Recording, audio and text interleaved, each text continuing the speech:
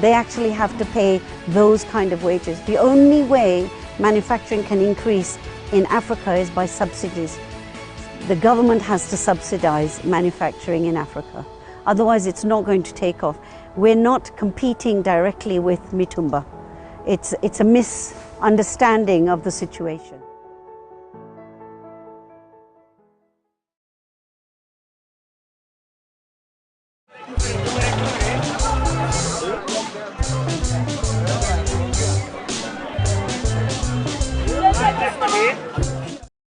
It took me back to how I started my entrepreneurial skills. So many years ago, when I was in media school trying to be a journalist, haven't been able to achieve that. I think the closest I've moved to being a journalist is Kutuma Salamu, for those who come from the west side of the country. But I'm hoping I'll move. We used to go to Gikomba markets, me and a friend of mine, in the room that he was in the morning, and replica jerseys. You could not find the many jerseys that you see. That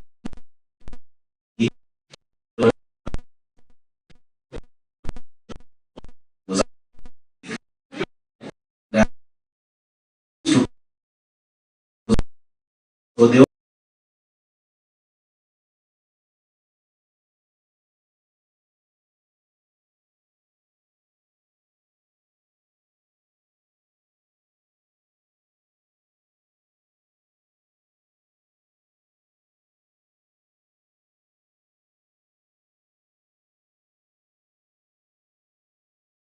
for the business. And I remember one time I found a jersey for Italy, the national football team. And I had mentioned earlier that my name is Paul. So it had they had a player called Paolo Maldini. And my street name was Paolo in school. So when I got that jersey, I figured out a way of covering that Maldini. And for the first time, Kenya had a football player in Italy in the name of Paolo, which was the guy who's speaking to you today. So I played for Italy before. The videos might not be available. The audios might also not be available. But if you check the Italian team of, I think 1990 to 1994, they had a player called Paolo, and he's speaking to you today. Clap for me. See, Mariga went there quite late, so I was there before him. And I think I really set a good pace for the other African players that have desired to play for the Italian national team. Anyway, without much ado, we'd like to get a very interesting person who for a number of months now has been trying to help us figure out how the future of this industry that we'll play in will be. We talked about what the numbers that are happening right now, but as an industry, as partners, as a legislature, and I'm happy we have a representative from the legislative team here, we need to figure out what policies do we put in place so that Apostle Teresia we don't watch her on TV 5 years from now talking about taxes. We need to figure out what can we learn from the distribution network, which scholars like Kwame will say, the supply chain. You know, there are a number of times I've been to the market in Gikomba, and it's interesting how by midday, traders in Migori, traders in Mombasa, Tononoka all receive their package. I think some of these multinationals are, and so even the government, two things, the phone number and a felt pen, and by midday everybody has received their package. I don't know how that trade is done. I've not seen. You just see lorries, you see a felt pen, you see a cell phone number, and in 5 minutes, mzigo imetoka. Isn't it that great? If we could do that to medicine, if we could do that to all the other things, I'm sure my partners from MCAK, you should be consulted on how government can be able to send all these things in a go. Anyway, so our next speaker is a gentleman called Kwame Wino. Kwame, I think I've known Kwame for nearly a decade now. I'm still giving away my age as we speak. But Kwame is in charge of an institute called Institute of Economic Affairs, and he's been leading Kenya's strategic intervention as a think tank for not only sub-Saharan Africa, but I think the continent at large. You know, many times we speak about sub-Saharan Africa, but forget that all these other countries that are part of the continent are quite key in our growth. So Kwame leads research and policy dialogue in the economy and regulation and competition policy in the region. And he has quite a ton of knowledge. I've had him speak very fluently and eloquently on economic regulation, employment economics, and public sector reform in our country. And today he'll be with us to just try and help us understand what the future of our business is looking like. So Kwame, karibu sana, that is a Spanish way of saying welcome. And the English way will be thank you. Welcome, Kwame. All right, good morning, everyone. Thank you. My name is Kwame Wino, and I'm glad for the very kind introduction by Paulo. So I'm going to make a presentation of a report that was done actually at the end of 2023, in January, and it was taken over. It is, thank you. It was a conversation that started between the Mitumba Consortium Association of Kenya and the Institute of Economic Affairs, and we just came by asking ourselves a couple of questions. Now, seated at the table right at the end of my left are my colleagues, together with whom we took this report, and so we had a conversation, and as you'll tell, the Timber Consortium Association of Kenya asked us 3 questions. And so those 3 questions are what we try to answer. Now, as you can tell here, the title of this report is a future look at the apparel and footwear industry in Kenya. And so we provide a context. So to the next slide, we provide the context. And in that context, maybe just go back, step back and ask us, why is this report even necessary? Why is this report necessary? So we asked ourselves, why is this report necessary? So 3 things came to mind. One, we know that Kenya has a Vision 2030. The Vision 2030 has placed an ambitious plan for Kenya to grow. And by the year 2030, we're supposed to have a highly prosperous country. And the Vision 2030, of course, is Kenya's blueprint for development, raising incomes, public welfare, and as you can tell, he has an economic pillar, transform Kenya into a newly industrializing and middle-income country by 2030. The social pillar is environmental sustainability, empowering women, youth, and other Kenyans. And then if you go to the continent level, there's the Agenda 2063 by the AU, which obviously it requires, it's aiming for a prosperous, integrated, self-reliant continent by the year 2023. And of course, central to that is great economic growth, industrial development, of course, trade, and a reduction in dependency. Now, so those are the 2 big pillars for Kenya's ambitions economically. One, homegrown, the other, of course, sharing continental ambitions. And then we asked ourselves at that time, there's an assumption in Kenya that industrial development requires less imports, and especially to grow textile industry in Kenya would mean that the second-hand or the used apparel imports in Kenya would be, sorry.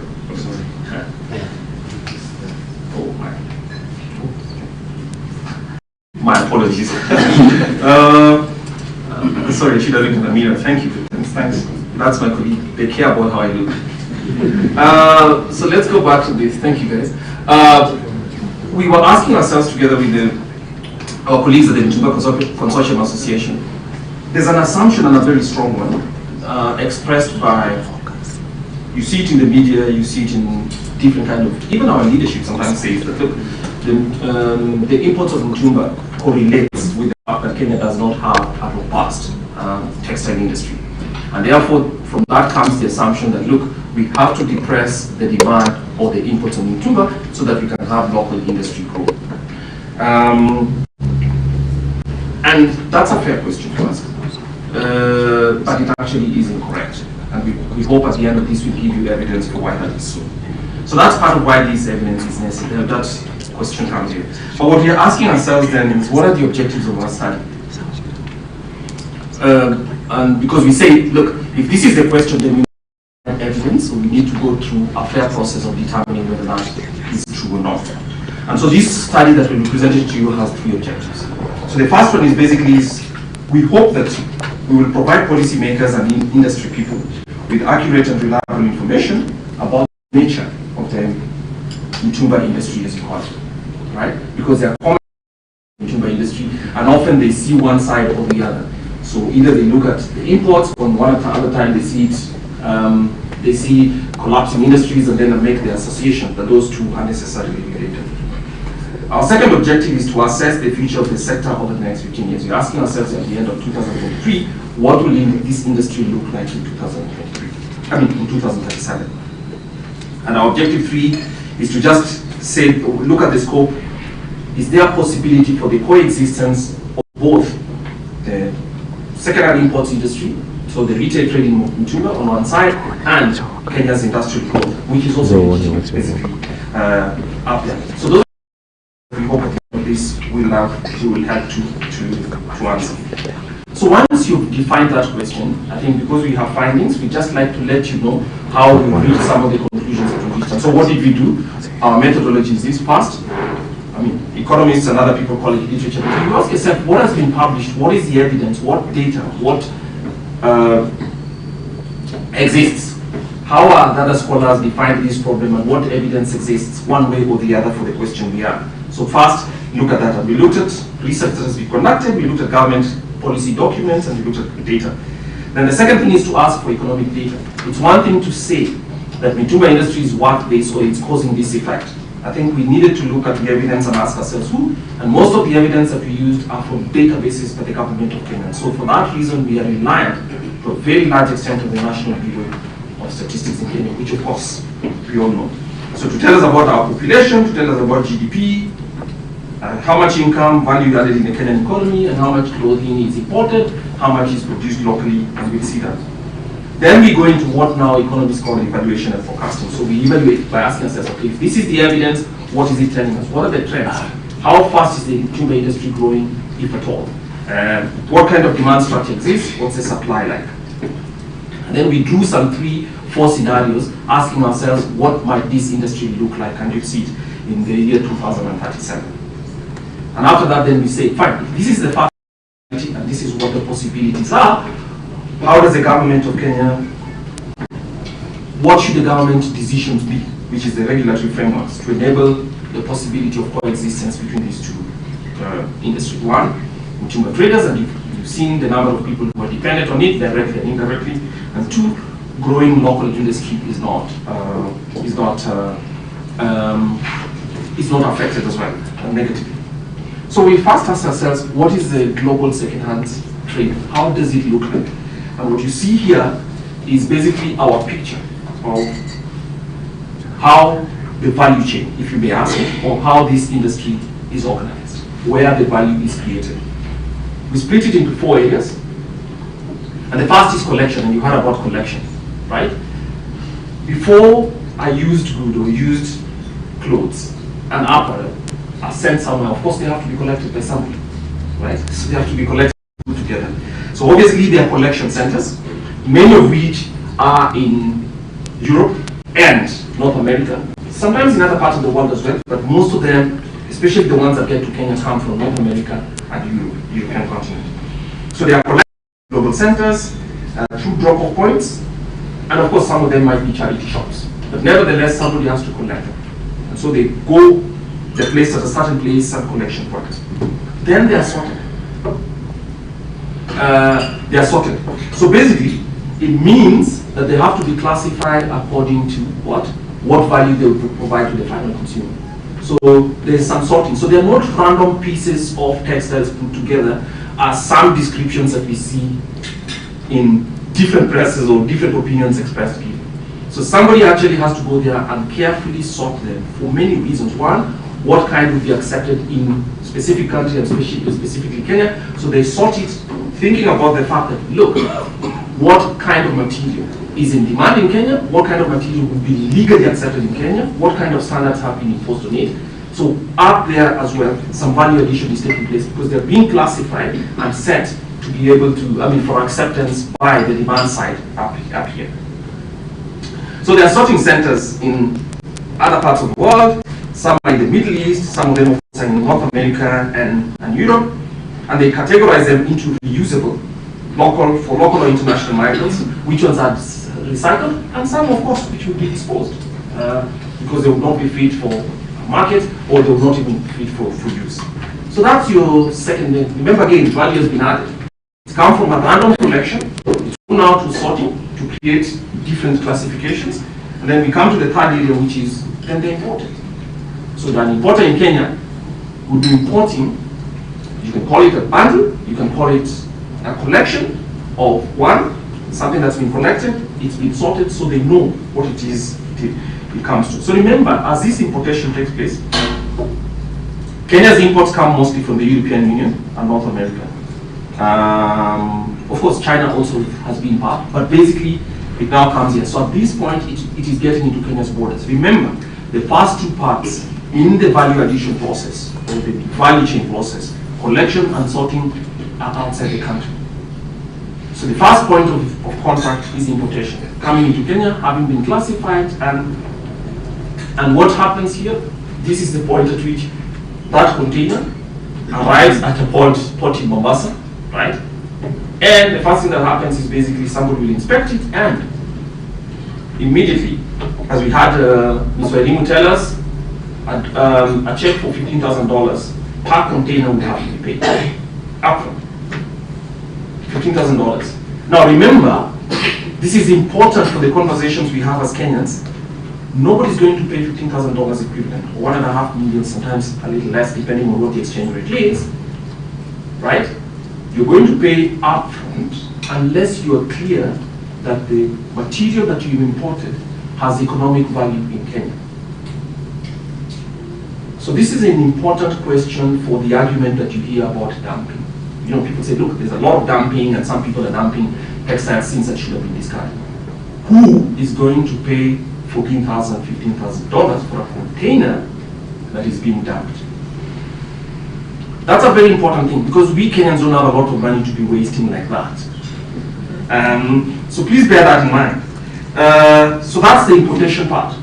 So at that point, get into Kenya's borders, it's been classified, somebody from the Revenue Authority and other authorities will examine to say that this material is effective, but the first thing that has to happen before it leaves that port is somebody is going to pay. The owner of this property is going to have to pay their taxes, the draft of taxes, which comes to about, yes, 2022-23, based on the exchange rate, it was $15,000. Today, it's a little less, but it comes out to about $14,000 per container. So what that means is the amount of income that is generated for government at the port level itself would be $15,000 or 1.5 million shillings per container, and you multiply that by the number of containers. Out of that is what we determine. It usually comes to about, well, it depends. It fluctuates from about 1, sometimes it gets to about actually 1.5 billion shillings per month over 12 months, based on the number of containers that were imported. And then after that, of course, the owner of the property has paid, the trader at that wholesale level has paid, and then they come in and then it's split into wholesale and retail traders and distributed in markets throughout the Republic. So remember, it goes through these basic 4 processes. In between there might be intermediate processes, but the main important thing is somebody has to do the collection, it has to be sorted, those two take place outside the Republic of Kenya, and then it comes into the importation, coming into the ports, and then of course it goes into wholesale and retail. So there are different people, different businesses connected to this process at each of those stages differently. So that's it basically. Now, so we've described the process in terms of what basically the value chain process is, from the collection, the sorting, importation, and then the trade, right? So let's go next and ask ourselves, okay, in 2023, what did the picture look like? Now, the declared imports, and remember, this is imports declared by the government of Kenya through the Customs Service, Customs Authority carrying. Well, in Kenya, in 2023, Kenya imported 197,000 tons of second-hand clothes, apparel. And so what would be some of the wide-ranging effects? So basically, there are jobs for 2 million people. Now, this number was independently verified We looked at some information and data that the Twitter consortium had placed together, going through their networks, and then we triangulated this data by asking ourselves, there are surveys that the government of Kenya has conducted for the number of households, and you looked at the number of households and asked, in these households, do they report a person who trades in one way, whether permanently or whether in season on the issue? So the 2 million people that we're talking, 1.8 to 2 million people that we're talking about here are people who are directly and indirectly connected to one trader, right? Yes. So it might be from the wholesale level, coming to the retail markets, and other people who are doing the transportation, all through that value chain are these number of people. So it does not represent households, it represents the number of people. As we heard from Paolo, the Italian passport holder who plays for the Italian national team from Kenya. Yes, so it included people who, you might be a student, right?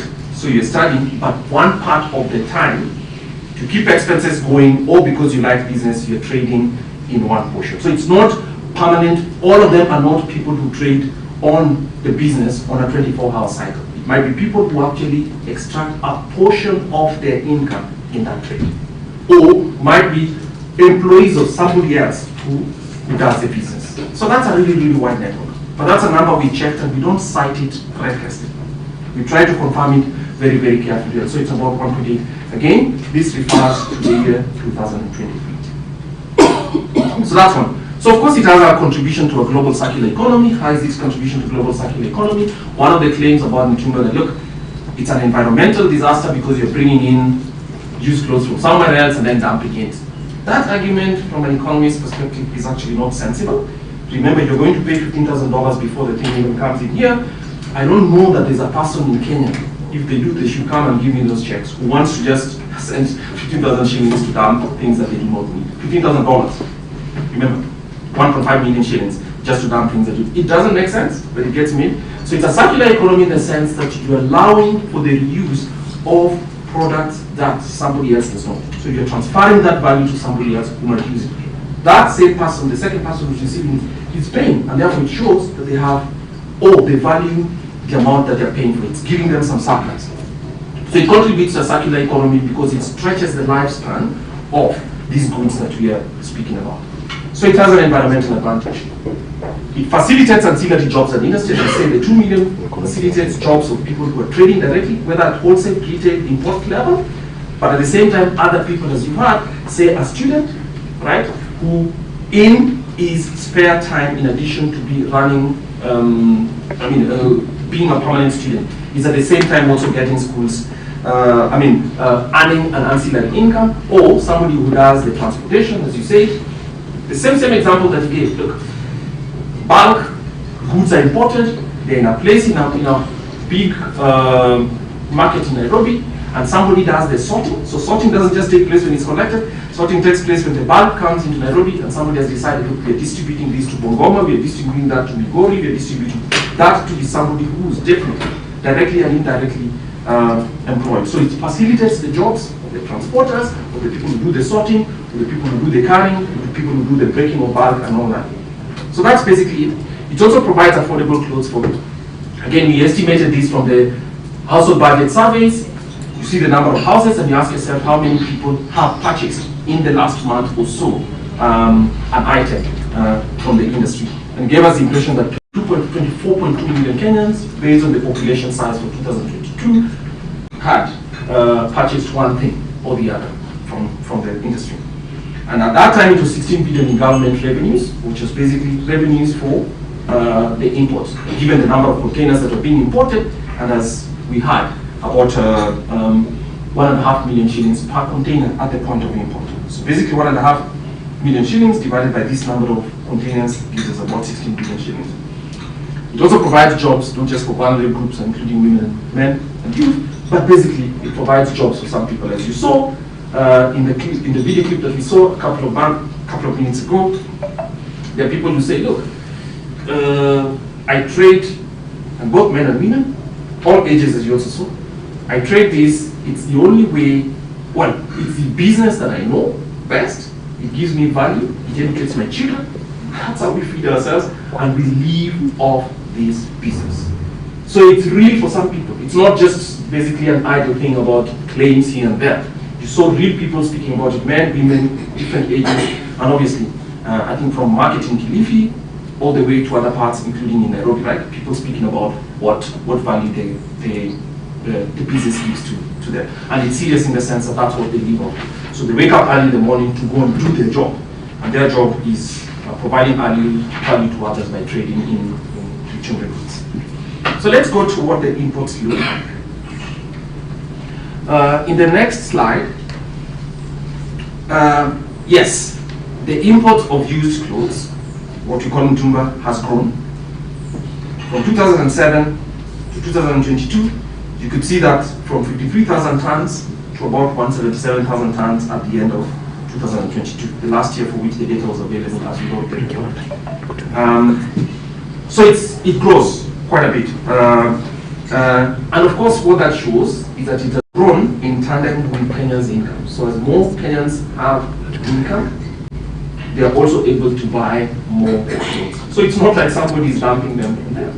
So as people's incomes grow, the demand grows, they want different objects, and they're buying it. So in other words, they are opening their wallets, Kenyans are opening their wallets to meet the demand that they have for these items. And that's what this figure tells you, all the way from 2007 back there. Of course, the dotted line is the average growth rate over that time. But you can tell it started from about 53,000 and culminated in 2022 at about 177,000 tons. If you look at that, you can tell that there's a big drop in 2020, which was of course the COVID year, because of the same reasons that one of the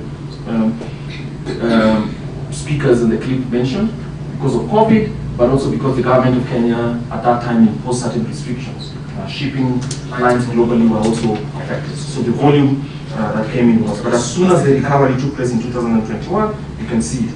And then of course in 2022, it was a little lower as well. But on the whole, the demand is stable at about 165 to 177,000 tons.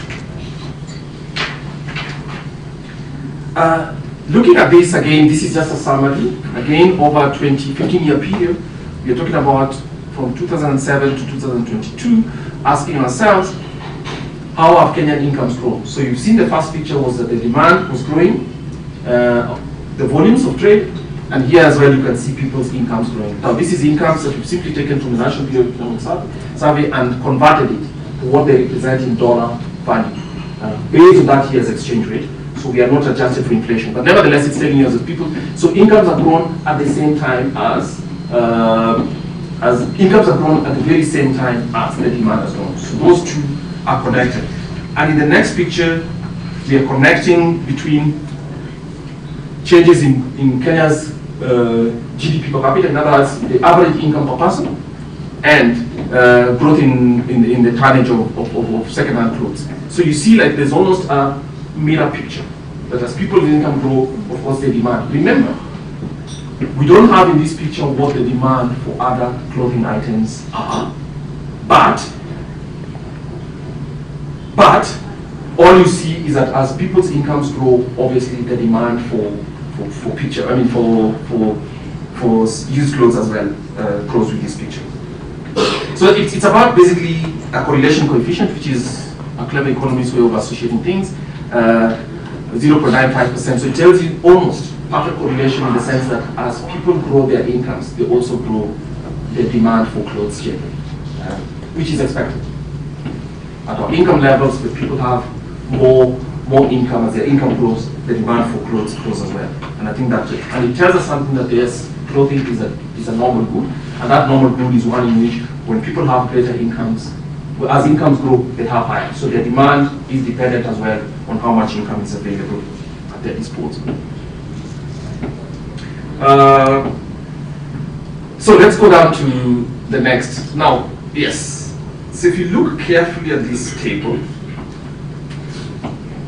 we are trying to say how does incomes in Kenya, as I said, we are talking about incomes in US dollars, but we could do it in Kenya shillings as well. what is the tonnage of used clothes that is coming in at all that income level and Kenya's population at the time, and then ask ourselves, what is the amount per kilogram? I mean, because it's used clothes are usually brought in by, you can measure it by volume, which is the weight, or you can measure it by the amount of money. Now, because we don't know what the industry sold out to eventually, we are asking ourselves, how many kilograms of used clothes per person is represented by the imports that were brought in? So if you look at that, you can see in 2007, 58,000 tons, 53,000 tons of used clothes were imported. At a population of 35.2 million people, it comes down to about 1.5 kilograms per person of clothing items based on the imports. And then it grew to 2.4, and in 2022, when the data for this study was out, it grew to 3.5%. This is consistent with a global trend line for when people's incomes grow. Remember, Kenya is now a middle income country, became a middle income country after 2016, about 2015, right? It is consistent, it's in the global neighborhood, a little lower, but it's in the global neighborhood of how much people demand clothes when their incomes grow. So there's nothing particularly peculiar about Kenya's demand for clothes, especially if you measure it from this side. It's just consistent with what it's required. So really, it's like, I won't call it a law, but it's expected. As we told you, it's a normal good. When people's incomes grow, the clothes that they buy as part of it grows as well. So that's basically what we're seeing. So we projected that if you look at that, on the basis of that growth over 15 years, we're asking ourselves in 2037, what might be the used clothes in kilograms per capita. And we're finding out that that growth will continue, but it's still actually lower than what the average is for people at Kenya's income level. So I think the story we're trying to tell you here is the claim that there's almost the demand for mitumba in Kenya is a very hot industry, is consistent with the fact that people should demand more or spend more in clothes as their income grows. That's a given. But the idea that Kenya's situation is uncharacteristic or one that is actually out of proportion with what you'd expect is not supported by the data that we see.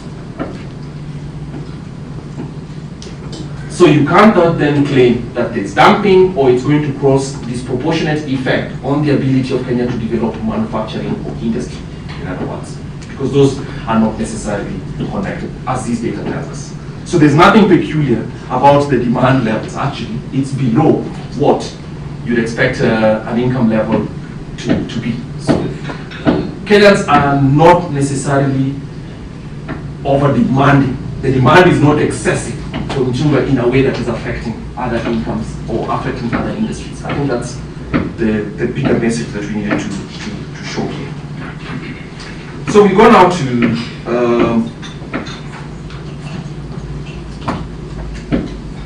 what now do we estimate by the income spent on clothing and footwear. So let's start here. Now if you look at this chart or this table, so the first line of course is the years, because we were supposed to estimate. These are our estimates, right? We knew the numbers right up to 2022, but we estimated from 2022, 15 years later, what kind of income levels would exist in Kenya. Based on that growth rate, of course, it's an assumption. And then we ask ourselves, nominal amount, what is the total amount of income that a country spends or people at that income level spend on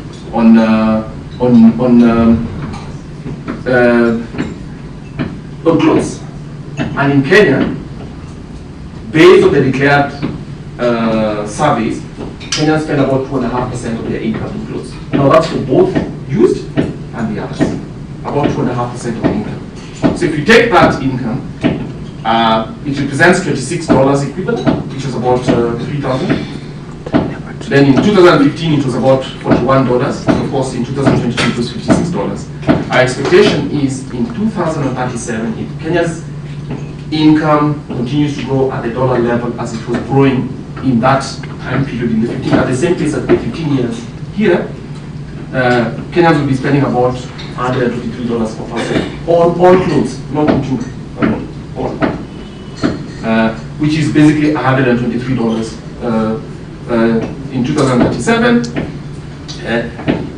Now, countries that have middle income status, proper middle income status, right? Remember, Kenya is a lower middle income, would be spending 186, because countries that have an income level of about $6,000 and above, which is middle income status, usually spend about 4% of the household income per person on buying clothes.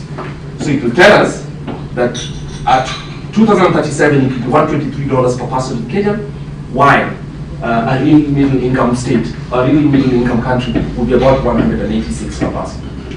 So there's nothing that's peculiar about here. In fact, it's telling us that Kenyans are very conservative, still a bit conservative based on the income levels on what they spend. So we have to get to about proper middle income status to match the 3.8%. I hope the story is clear. That in Kenya's case, income per capita and the income spent on clothing is about 1.5. Remember, that's for all. This is not for Mtumba. Spent on all clothes, of which of course Mtumba will be subset. And a middle income status, which is Kenya's ambition for vision 2030, right, would mean that we'd be spending about 3.8% per person. In our estimation, if you take it at 2.5, Kenyans would be spending about $123 per person, which is about just $10 per month per person on clothes at an income level of about $5,000, which has not been reached if it continues in that case. So I think that's an essential thing. So that expenditure per person is not expenditure on Mtumba alone, it will be total expenditure on clothes, of which of course Mtumba will be 1%. So in the next slide, we went to the real data and asked ourselves, what's household spending on new and used clothes in Kenya? Remember, the main argument for our second question, which should be, is it true that expenditure on Mtumba is preventing the development of local industry that manufactures new clothes which might be exported and all that? And one of the ways to determine that is to ask ourselves by going into households who builds on clothes. It's people. Where do they live? In houses. So a survey was conducted. The survey is a bit old. Yes, a new one is coming up. But if you ask yourself, what kind of household? So on the gray chart, on your left, the first chart on your left, it's complicated, but we're trying to find out. Now, when this study was conducted in 2015-16, it asked people, how much did you spend on new clothes by households, all income households in Kenya? And it presented an example of households in Kenya. And we found out that for new purchases, the median purchase, in other words, for new clothes, the median purchase per month, in terms of the amount of money that's spent on clothes for a household, was about 450 shillings. In other words, half of Kenyan households bought new clothes of 450 shillings or less. You get it? And another half bought 400. So 450 is basically what divides them. Is like the middle line. 450 or less, and that's for households. On the other side, for second-hand clothes,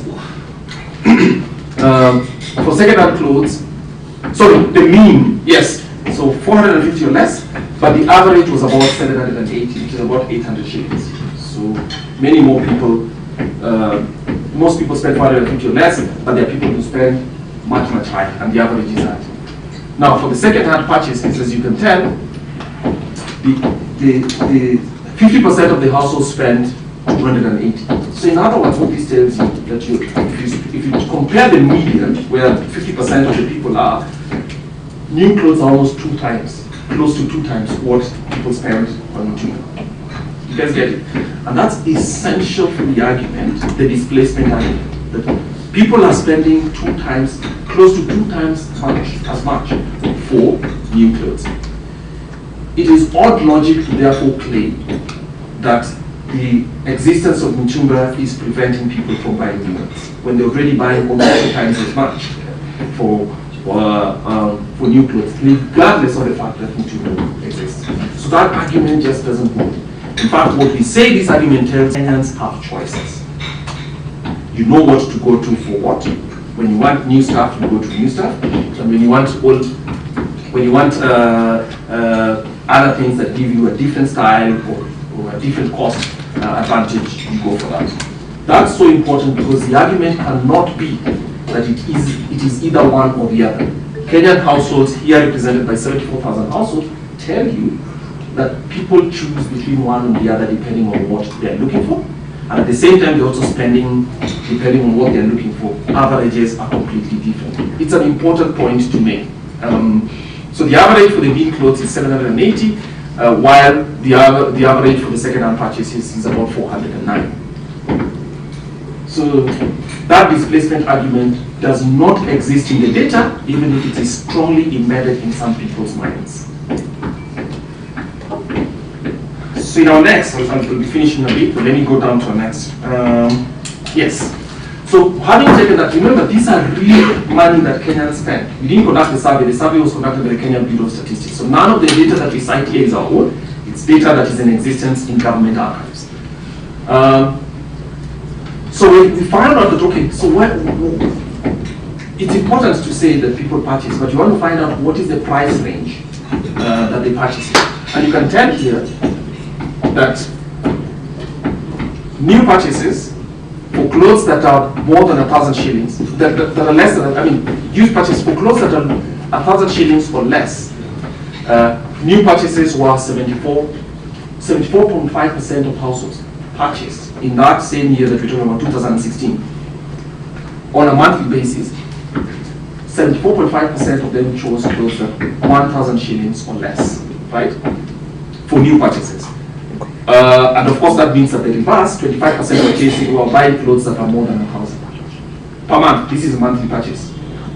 On the other side, for used purchases, 91.5% of people who were buying used or mitumba were paying 1,000 shillings or less. So the first thing this tells you is that mitumba represents certain value for people. And it's attractive to people who want to spend at that income level. It's an extremely important point, because then that means that whether you're having bans, whether you're having reductions, and remember this is after, right, the taxes have been placed on them as well, which represents that price point. So it's telling you that on a price competitiveness basis, it looks like mitumba clothes present to Kenyans who purchased here, right, a very competitive option for getting what they demand. This is a very, very important point. So it's telling you that yes, and the first thing that you conclude as an economist is that these two things represent different streams. One is not a replacement for the other.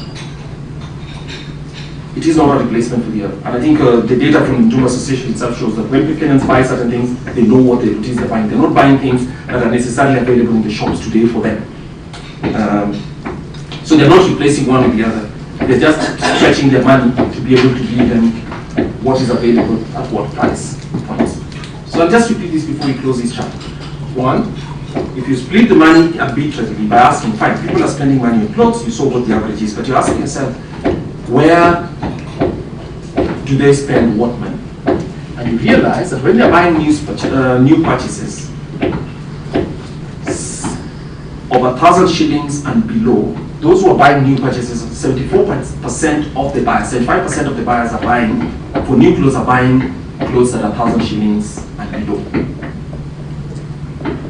For used purchases from mitumba, most of those who are buying in that year were paying 1,000 shillings or less, or 91%. That's a huge budget. So it's telling you first that Kenyans shop competitively, at least here. And then secondly, when they're shopping, they know which side to spend what amount of money on.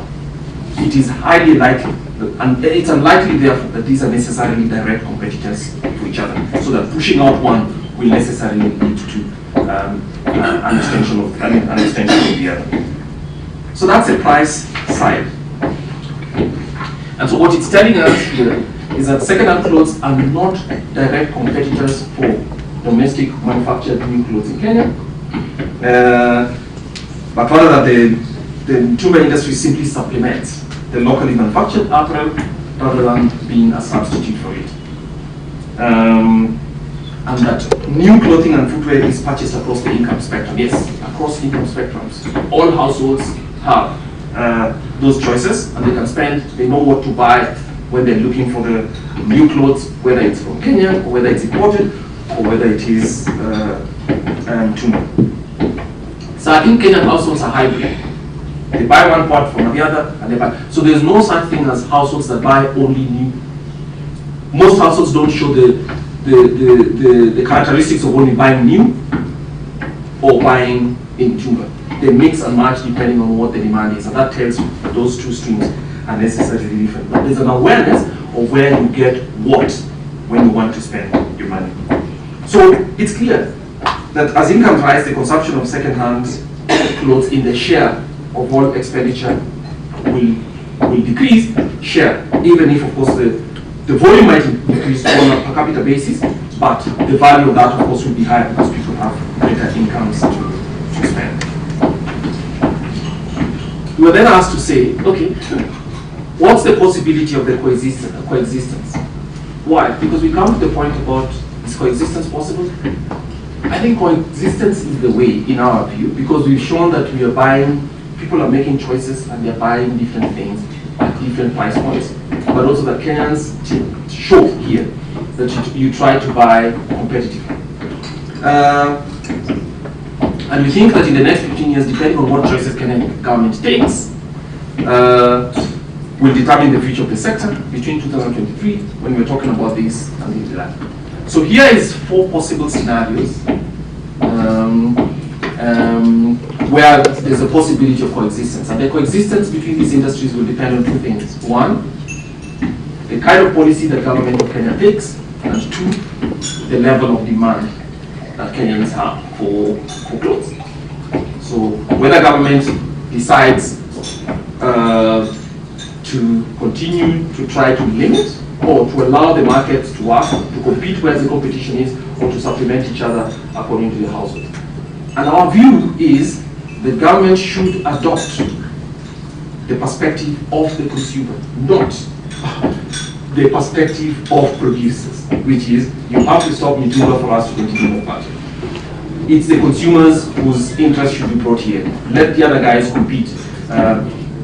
So we are here with 4 possible scenarios or 4 possible futures. So the first one basically is where government policies are negative, but demand continues to be high, which is the first one on your left, right? Number 1. So whether they can coexist, it's ambiguous. The number of jobs that is created will drop. Variety in clothing, as we've seen variety, because people buy new things here and they buy the others, will also drop. It's unlikely that local production will necessarily rise, because we've shown that it's not necessarily the same. Government revenues, of course, will be affected because you won't have Mtumba volumes.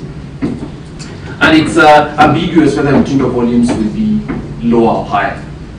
Part of the reason is we have extremely open borders as well, and that demand is, as you can tell, a decent level of demand, so it's unclear to us what will happen. So that would be an ambiguous thing in terms of whether the volumes will fall or not. On the other side, number 2, where government has positive policies, as we say, positive policies means looking at it from the perspective of the consumers. They're the ones who are spending their money, earning money, and going to a market or to a specific shop to buy stuff. And then market demand remains high. So coexistence is possible. Coexistence would be a good thing. In other words, the existence of Mtumba will not necessarily affect Kenya's ability to make textiles locally and export it. It's not necessarily dependent on what Mtumba policy is. Jobs will rise, as you can see, jobs directly, indirectly. And the variety of clothes that's available on the consumer, focus for the consumer to buy will be up. Local production will, because obviously growth in the economy affects. And at the same time, you know that demand for clothes depends on incomes, and even those who trade in Mtumba know when to go for new clothes, because those varieties, those options are not always available for everything. And Mtumba volumes certainly will go up as well. Then you come to the third place, which is basically negative government policies and demand falls from Mtumba. So coexistence is not necessary. There's nothing to say about that. Jobs will reduce on the Mtumba side. Variety, of course, will also reduce, because definitely there's low demand. Production will reduce, government won't have revenue, and of course Mtumba volume will reduce. Remember, it will reduce because it's driven by government, public, the consumers, right? So if consumers don't want to, nobody will import and pay because of consumers. They're adopting the are the perspective of the consumer about what they want. Why? Because it's shown that they're the ones who are actually paying their 1,000 shillings or more to buy one item or the other, both from the new shops, from the shops, whether it's new or whether it's second-hand material. And the fourth one is where there's positive government perspectives, policies, and then demand, market demand for Mutumba falls. So coexistence will be the same as what we have here. Jobs would reduce because there's no demand. Variety would reduce as well, but nobody will miss that because variety is in the perspective of the consumer. Local production will probably remain the same. Garment revenue probably the same as well. And obviously consumer volumes definitely will be reduced or be stagnant on account of the fact that because there's no demand, there's no new demand, and demand is not growing. So this picture is just basically a representation and a thought experiment around what kind of options are available to government. I think the number 2 is best to let consumer choices lead what the policies the government pursues at. And yet, it actually is also coincidentally the one that also gives government most of the positives. Coexistence is possible, jobs will rise definitely, variety will be available to the consumer, local production will rise because demand will also be rising, revenue will rise, and the volume will also rise as well. So that's basically our conclusion. Now we try here in the next to project market size and per capita use of used clothes. And we're asking ourselves, this is based on growth. And as we told you, that the source of demand from Mutumba in Kenya is Kenyans' incomes. Because it's an income that creates the demand that makes a trader go to Mombasa, import a container, and pay $15,000, $14,000 upfront before they even sell it, right? That risk that the entrepreneur is taking is because they know there's demand up here that will be able to serve and will allow me to meet my costs. So here we're talking about what happens if incomes grow. So these are scenarios about if incomes grow. So growth in used clothes tonnage, basically we're assuming a growth rate of in incomes, national income growth.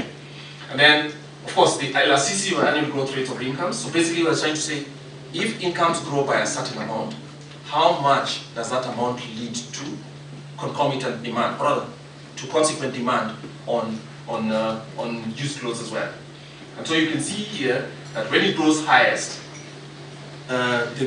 when income grows when income growth occurs, the highest growth rate at 8% would lead to the highest elasticity, which is also the demand for used clothing. Scenario 4, which is 1%, will also lead to the lowest demand. So what here it's telling us is, look, the choices we have to make is, if you're interested in people's welfare, which is the most important purpose of government, national policies should lead to income growth, right? National policies will lead to income growth. Inevitably, by virtue of the fact that Kenyans have more money, that will lead to the demand for clothes, and obviously also for used and Mutumba clothes as well. So that's it. So the problem to solve in Kenya today is one of people's income growth, and let the industry, be it Mutumba or the other, fulfill the demands of Kenyans based on what incomes grow. We shouldn't start with the idea that we're interested in the supplier side, which is those supplies must be domestic. We should ask ourselves, what's the best outcome that we receive when people's incomes grow? Why? Because it's the consumer who matters the most here. So here is what it's just telling us basically the size of Kenya's clothing sector, which comprises both Mutumba and new clothes, whether they're demand from outside or whether it's domestic demand itself, depends on the incomes that Kenyans will receive, not on whether you squash the demand or the input of Mutumba on its own. It's not going to have much of a difference, except to completely destabilize and affect the 2 million people whose incomes right now are directly from it. I'll finish now. It takes a bit longer. Let me finish because I've taken too much time. Anyway, so the last, so the way forward for us is basically that, the way forward for us is three things. is that a liberalized economy which allows for the consumer, remember we're talking about the consumer's focus, the household, who spend the money that they've received or that they've earned to go and purchase one item or the other. So one of them is an open market, the most open ones, policy that allows a liberalized market for the demand to be met, will safeguard the interests of both sectors, whether it's domestic production, and at the same time, of course, the 2 million or so people who right now, 1.8 million or so people who right now trade directly or indirectly on their income. So that's the first one.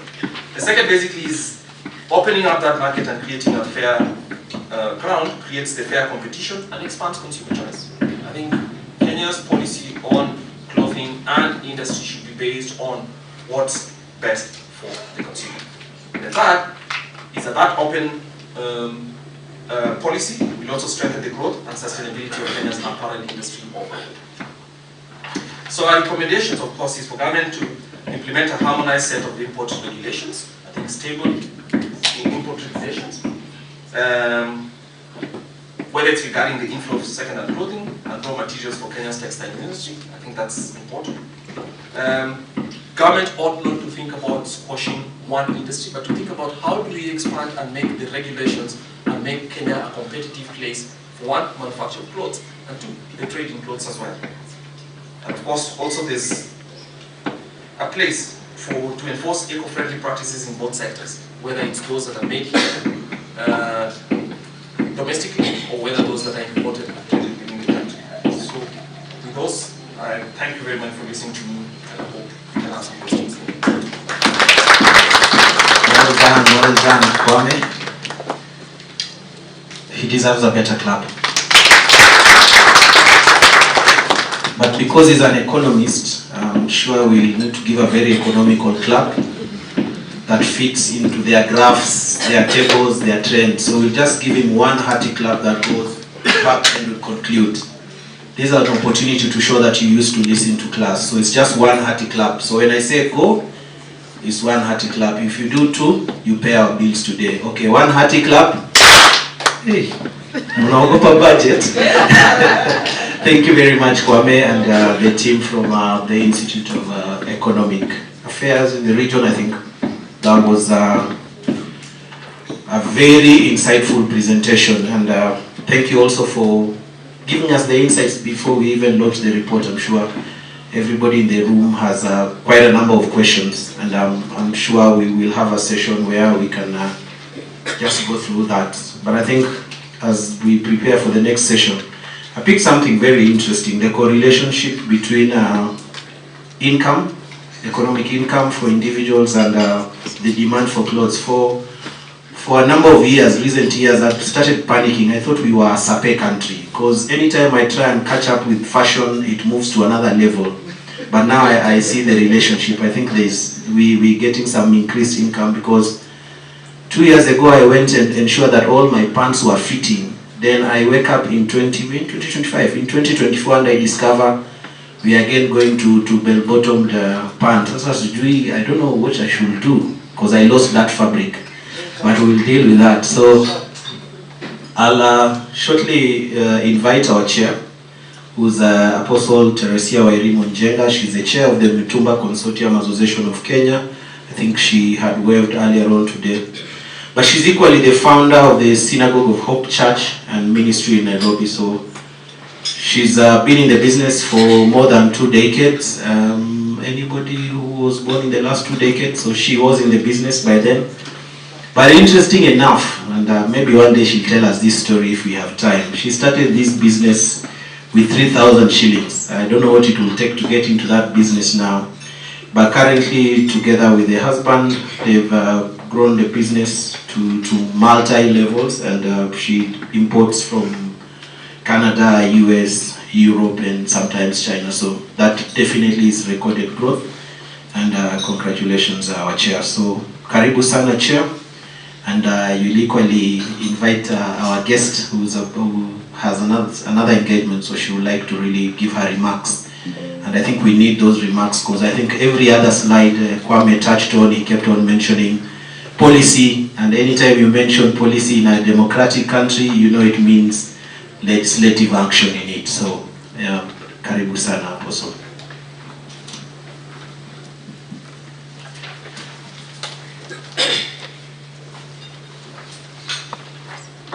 Good morning, everybody.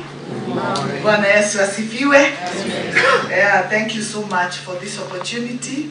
I know I'll be giving my speech shortly, but allow me to invite my sister, our guest today, Honorable Catherine Wabilianga, because she has another engagement to give her speech and to speak to us this morning, and we allow her to leave. Let's put our hands together. Asante, karibu.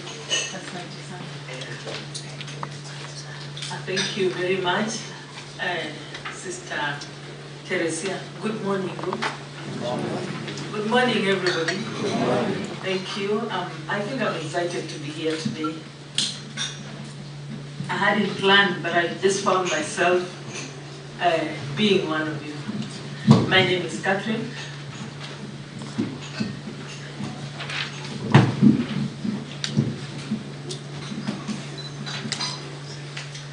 My name is Catherine Wabilianga.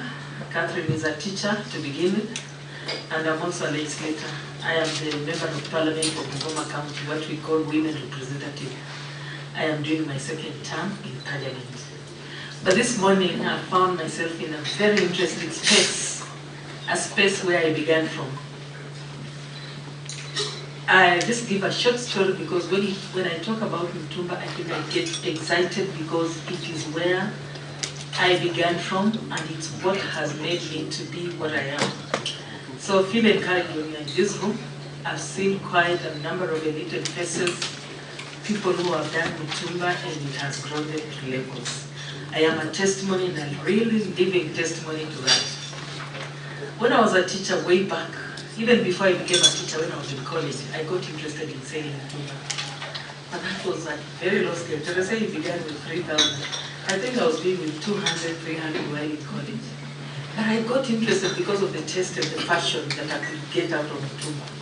So when I graduated and finally became a teacher, I was a classroom teacher way back in my county in Bungoma. I advanced now. I found out that people, especially teachers, needed Mutumba. And they were interested in something that is very interesting.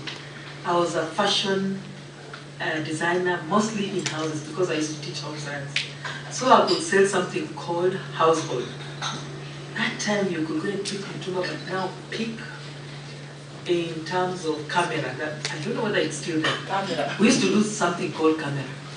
So I did camera for some few years, then I realized, I can take a loan and do Mutumba at a higher scale. I took a loan, ventured in, with about 400,000.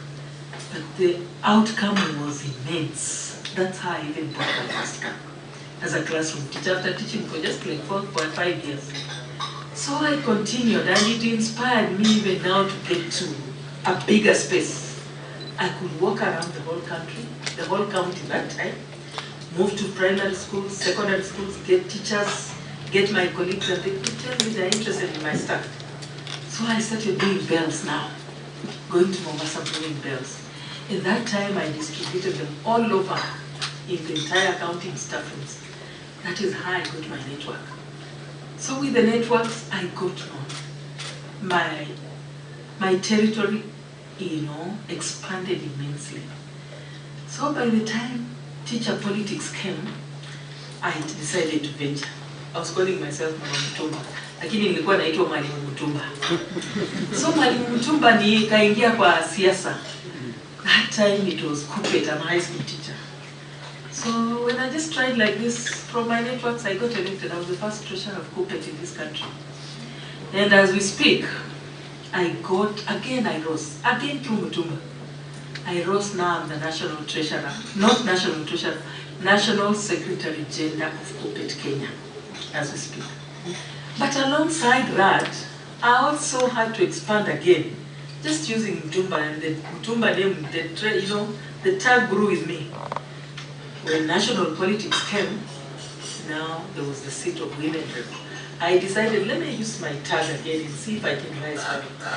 With my same tag, I went around the whole county. Madam Mutumba, Mwalimu Mutumba. I removed a doctor from the seat to become the woman rep from this Mutumba business. And that is my story about Mutumba. I always feel elated. Whenever I go, I feel excited. I dress in Mutumba and nobody can realize it's Mutumba. But today, I have gone an attire, having listened to Daktari here. Your story, is it Kwame? Yes. It is interesting how Mutumba has transformed this country. As a legislator, I feel elated, and I want to promise this room that even as I walk out, we are going to discuss about the budget. I'm in one of those committees that is going to approve the budget ahead of the 2024, 2025, and you know what we normally do in June. So as they talk about the budget and the taxes, believe you me, I'll be one of the advocates who will advocate that Mutumba taxes go down. Because I know what Mutumba has done to our people, how it has saved several households in this country, and where we are destined as a country. We actually need a reprieve of taxes, especially on our Mutumba business. I want to end my story there because I have to rush somewhere. Thank you so much, Teresia, for inviting me. And Jackie, I know you're in the room. Thank you so much for being the link person to bring me to this exciting forum. I wish and hope to engage more with you guys in future. Now that we have contacts, next time you are here, you are anywhere else, invite me.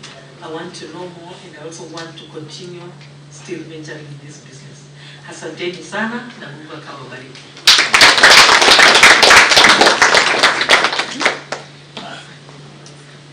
Thank you very much, Madam Honorable. You know, to be great, you need to associate with greatness. So before you leave, I just want to let you know that you're my neighbor in the Sarit Center of Western Province.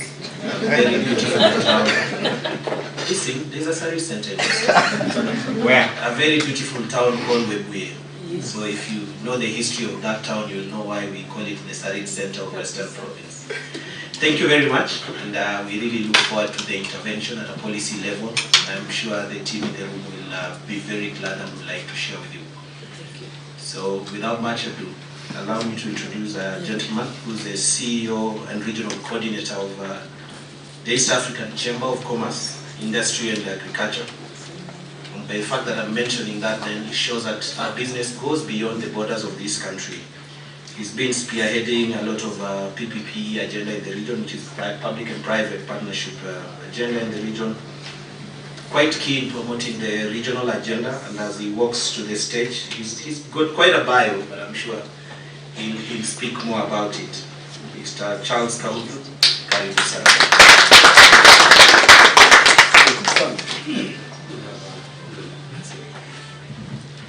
Hello, good morning. Kwame, how have you been for ages? Long time since I saw you last. My name is Charles Kahodo, as you are told. I work for East Africa Chamber of Commerce, Industry and Agriculture. When you hear the last word, industry, it means, of course, cotton and the textile industry, and of course, Mutumba associated with it, definitely has a role to play there.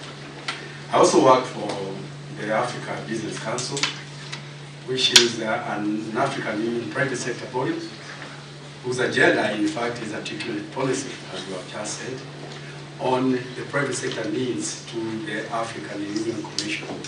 So we have an observer seat there, and when the private sector in Africa has a problem or challenges, and they need intervention from the political heads level, that's our heads of state who regularly meet in Addis Ababa, we help out.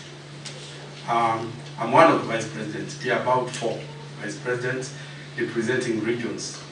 And one of the things actually we deal with is the challenges that in fact come about to our local manufacturers.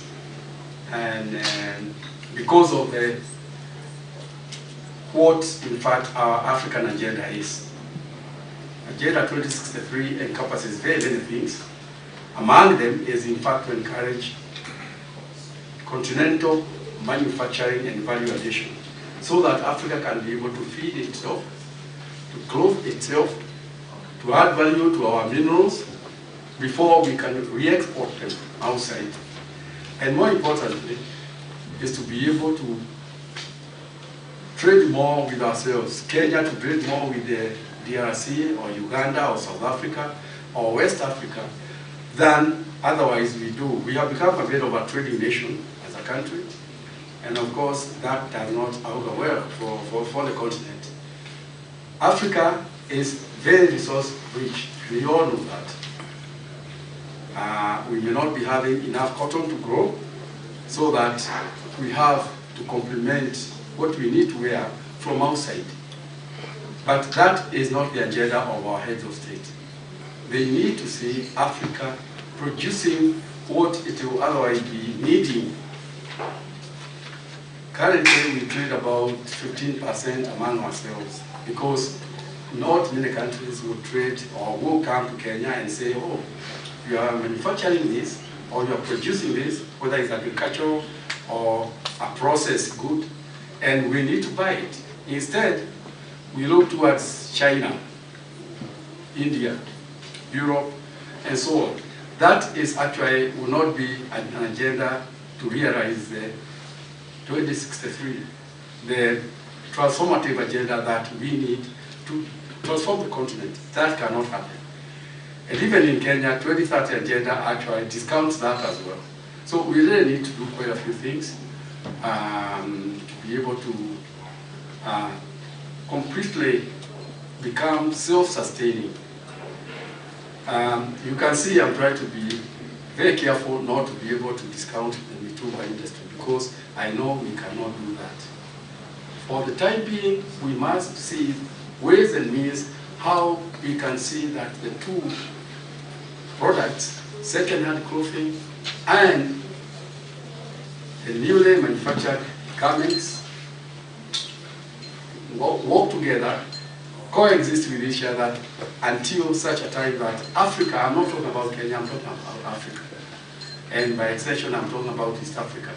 In fact, our heads of state in the East Africa community have already pronounced themselves of that they want the continent, the region rather, to be able to add more value addition by encouraging regional value chains where we have excess cotton production like Tanzania and Uganda, so that countries which are cotton deficient like Kenya and others, of course there are the others in the region like Somalia now, can be able to get that, and they produce some of the material they need to make garments right here in Kenya.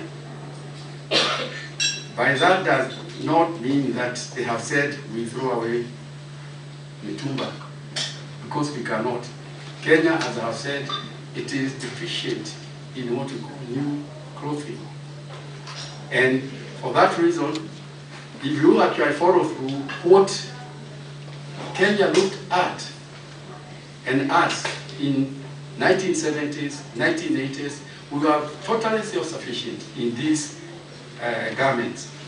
A few of you may not know, there was a company called Kikomi in Kisumu that was processing raw cotton, turning it into yarn, eventually into a fabric and a good garment. At the end. We had Netio Jija in Uganda. We had Kenya Titex Mills in Thika, Mountex in Nanyuki, Rivertex in Eldoret. So we were self-sufficient in some of these things. But somewhere in the 80s, something went wrong. Well, that is what development is all about. You are able to do something good one time and you give yourself credit for it. Other times, of course, you have challenges, and those challenges come about with things like now, completely destruction of the cotton industry and the textile industry by extension. And this is the genesis of actually mitumba through our second president, President Moi. But you cannot keep on hammering those points home. You look into the future. And I remember, in fact, I was here in Arusha. I stay in Arusha, by the way. But I remember a couple of weeks ago, 2 or 3 weeks ago, our new cabinet secretary for investment, trade and industry, Honorable Kininjui, was being interviewed. I think I don't know whether it's Jeff Koinange, but he talked something about this particular industry. how we cannot afford to just ignore it, mitumba. We cannot afford to ignore it. But then we have to cast our eyes a little bit ahead so that we know we have another industry, another baby called the textile sector, which we have an obligation to pick up and in fact move it along as we are actually consuming the second-hand clothing. And we are also adding value to them, because you can add value to second-hand clothing by just, as the comment said, sorting out what has been brought. Some of it may have actually passed in and it's not so good. You sort it out, you clean it up, you do a few other things, you repackage it, and you can sell it out again. So that is value addition that we actually encourage.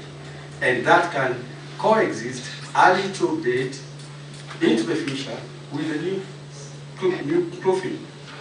That is the kind of faith we have, that at one point in the coming years, maybe 35 years, there were 37 or 35, which Kwame has just talked about, we might see ourselves becoming, once again, people who can have pride and have value in our new clothing. And they can be coexisting, you know, a new suit that you have actually bought. It will not be expensive, it will be cheaper, and it can coexist with clothing, second-hand clothing. That is what I can say we should be aspiring for. But we cannot say that textile industry is done, finished and done with, and we have no role with it. We do have a role with it. Some of the times that we have engaged with the new clothing manufacturers, both in Athi River, here in industry area, and so on and so forth, they have actually accepted that maybe the approach they used was wrong. They had not approached the market the way they should approach it. Perhaps they should see how to coexist with those people who are bringing new clothing, almost near being new suits. And someone like myself say, okay, I'll buy that one because it is a bit cheaper and it is quality garment, manufactured somewhere in America, Europe, and I am not going to go into the industry area to buy the suit he is actually manufacturing. But that now is becoming a thing of the past. In other words, what I'm trying to encourage is that there is a way that the two sectors, the way they are, can coexist. You still continue making incomes with the second-hand clothing, and the manufacturer in industry area continues to improve on his quality production, reduction in prices, and you find that you can, in fact, be able to coexist with each other for some time. I don't know for how long, because even the Kwame has actually projected about 35 or 37 years.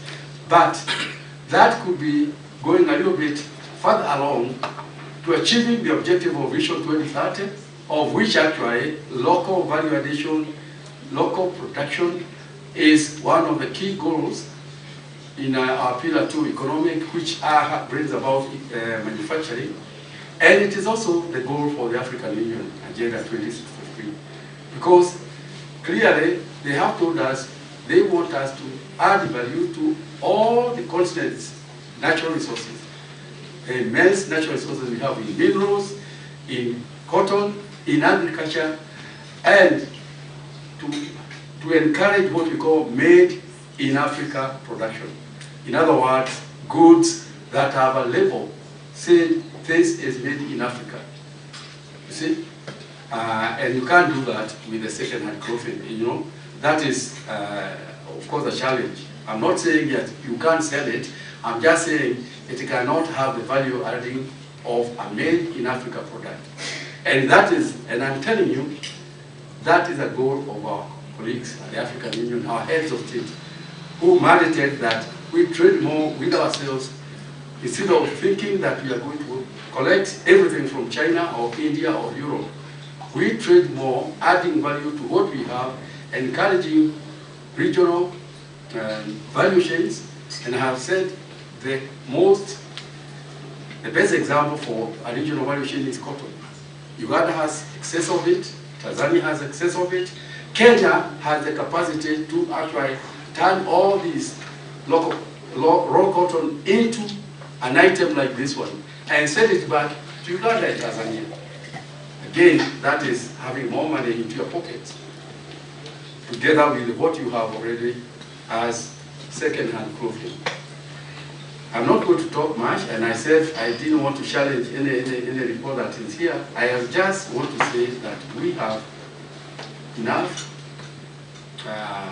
If we can think of producing and adding value, what local raw materials that is available here, adding more skills to ourselves, to our youth and women, so that they are able to produce it, and in the process get the old second-hand clothing that has come, also transformed a little bit, so that when you are selling these, you are selling them as a little bit more sorted, and you can claim to have added a little bit of value to them, and over time we shall be able to get to where we need to get as a continent, that we are self-sufficient. We trade more, we trade only 13% with ourselves, 13 to 15%. Of course, the rest of the trade with the world is in China, Europe, India, and other places. That is not encouraging to our heads of state or our political leaders. That is not where they want to take the countries, not only Kenya. In the region, we want to go a different route. I told you they have pronounced themselves that we need to change our game, to up it, so that whereas they have never ever pronounced themselves that they want to ban mitumba, they want to see that something else is happening to encourage the cotton that we had before. And even as we encourage the cotton that we had before, of course, we cannot also think of abandoning the labor that is employed in this particular sector. It's an important sector. Of course, prestations you have heard from Honorable Catherine here, she values what she has done and where she is because of that. We will continue to do that, but we should not lose sight that we have another sector to take care of. I'm very happy because the Madam Chair of the Mitumba Consortium Association of Kenya has also pronounced herself that they will try to see how they can concurrently working towards helping revive our cotton industry, which was it was totally, collapsed over the years. So that even as we bring in the old mitumba and transform them a little bit, we can also look at that sector, which again employs more Kenyans, farmers, and so on and so forth. And then when you come to the processing side of it, you have the spinners, you have garment manufacturers, and finally, the people who can sell it to us, who are, consumers, who is actually yourselves also. In a recent actually discussion we had with Kenya Association of Manufacturers and the Mitumba Consortium Association of Kenya, in fact, we got that agreement from the manufacturers that they are ready to work with the MCAK membership and to use them as a conduit for selling the new clothes they are manufacturing in that area. Because what we looked at was that they actually are looking at the problem in a different way. It is the market they lack and not actually having competition from the second-hand clothing that come in. And when they come in quality goods, not only are they actually adding a little bit of value by sorting and so on and so forth, and perhaps even packaging them so that you can resell, they're also giving government revenue, which is important. So I gave a general statement, as I told you, Kwame. I will not come here to challenge anything, but I say we have also to take into account what needs to be done for the country, because cotton industry is important for every one of us, even as we try to aspire to become smart and make money. We still need cotton that can feed a farmer and can feed everybody else in the value chain. I think I'll leave it there, but I want to congratulate you. I think you do good work, as always. That's a good report, and I hope its launch would mean something to the team that is here, and also to the chairperson, who actually, I know her brief about some of these things. Okay, thank you very much. Thank you. Thank you very much, Mr. Kahutu. I think we need to appreciate that he was speaking on behalf of the 8-member countries of East Africa, and he really had to represent those countries. So maybe we should give him 8 hearty claps. So we are moving from the economic ones, which was just ones, and now we'll just do 8 of them. So to the count of 1, we will start 1, 2, 3, 4, 5, 6, 7, 8, 9, which is the 9th country in the East African community. So in the interest of time, I will then invite a gentleman who's a very accomplished researcher. He's a public policy expert with over 16 years of experience accumulated in the public sector in Kenya. He's had both local and international assignments with interest in the trade policy, trade finance, corporate finance, and financial risk management.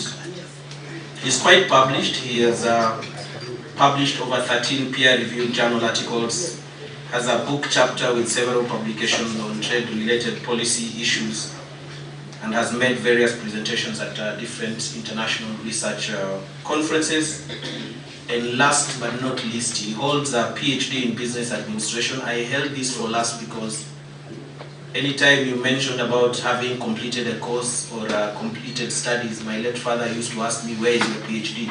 Because that's the only time he can allow you to say you finished school. So I'm not sure if Dr. John Karanja has finished school, but Dr. John Karanja, karibu sana.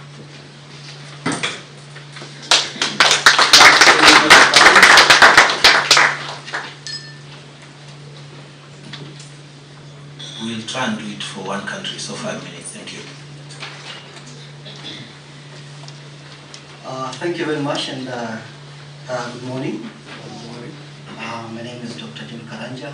I'm Acting Director at the Kenya Institute for Public Policy, Research and Analysis, known as KIPA. I want to thank MCK for inviting us to this event, and even to really thank you for putting together the report which you'll be launching today. Allow me to say that KIPA is a state corporation under the Ministry of National Treasury, Economic Planning, and in particular the State Department of Economic Planning. We are 27 years since our establishment, and we were established by the government with a specific mandate, and that is to provide quality public policy advice to the government of Kenya, to the private sector, and other stakeholders. And we do this by conducting objective policy research and policy analysis, and also through capacity building, so that we contribute to the achievement of the national long-term development goals, and also to positively influence the decision-making process in this country. Having said that, and being the only government think tank in this country, we've been able to undertake some work on how we can be able to rejuvenate the local manufacturing industries in the context of circular economy, the entire circular economy.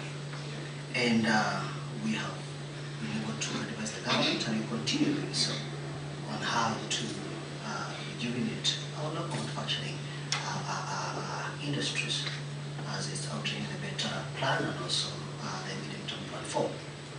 Therefore, we are very happy when we see this sector also coming up to generate some evidence which can also be used to inform public policy, and that is a good step forward.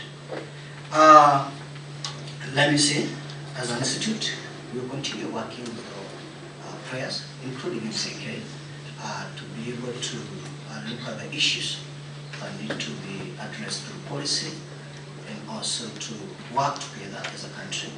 And remember, we have a plan that we need to achieve, to implement the bottom up. We have a number of jobs we need to produce annually, and we also need to ensure that the value chains across the sector for textiles and apparel are also working. I want to stop there, but congratulate MSK and the team that put together the report. As an institute, you are going to look at the report, and we shall be able to give our feedback and see what may be going forward. We can work together as we advise the government. Thank you very much. Congratulations.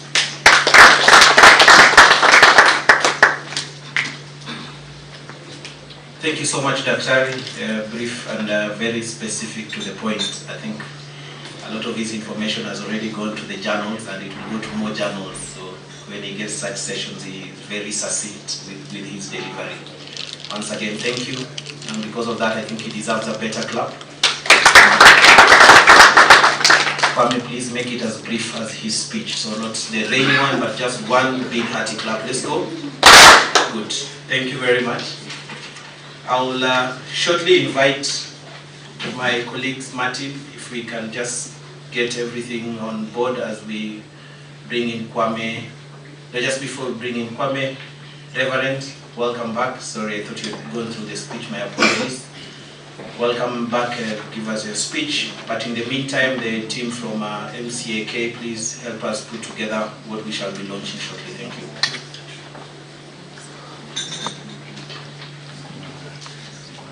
Good afternoon, team. Good afternoon. Bwana Yesu asifiwe. Allow me to get my speech.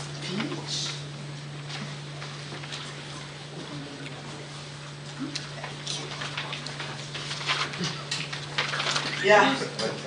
Ladies and gentlemen, distinguished guests, policy makers, researchers, our vibrant Mitumba community, textile sector representatives and members of the press, good morning. It is my absolute pleasure to welcome you to this pivotal moment for Kenya apparel and footwear industry. It is pivotal moment because Kenya Mitumba sector has recently come under threat. There is a strong lobby from individuals who seek to discredit Mitumba and paint it as threat to Kenya development. Ladies and gentlemen, the debate we are hearing play out in the media is not truly about our beloved second-hand clothing. It is about influence, access, and the future of our markets.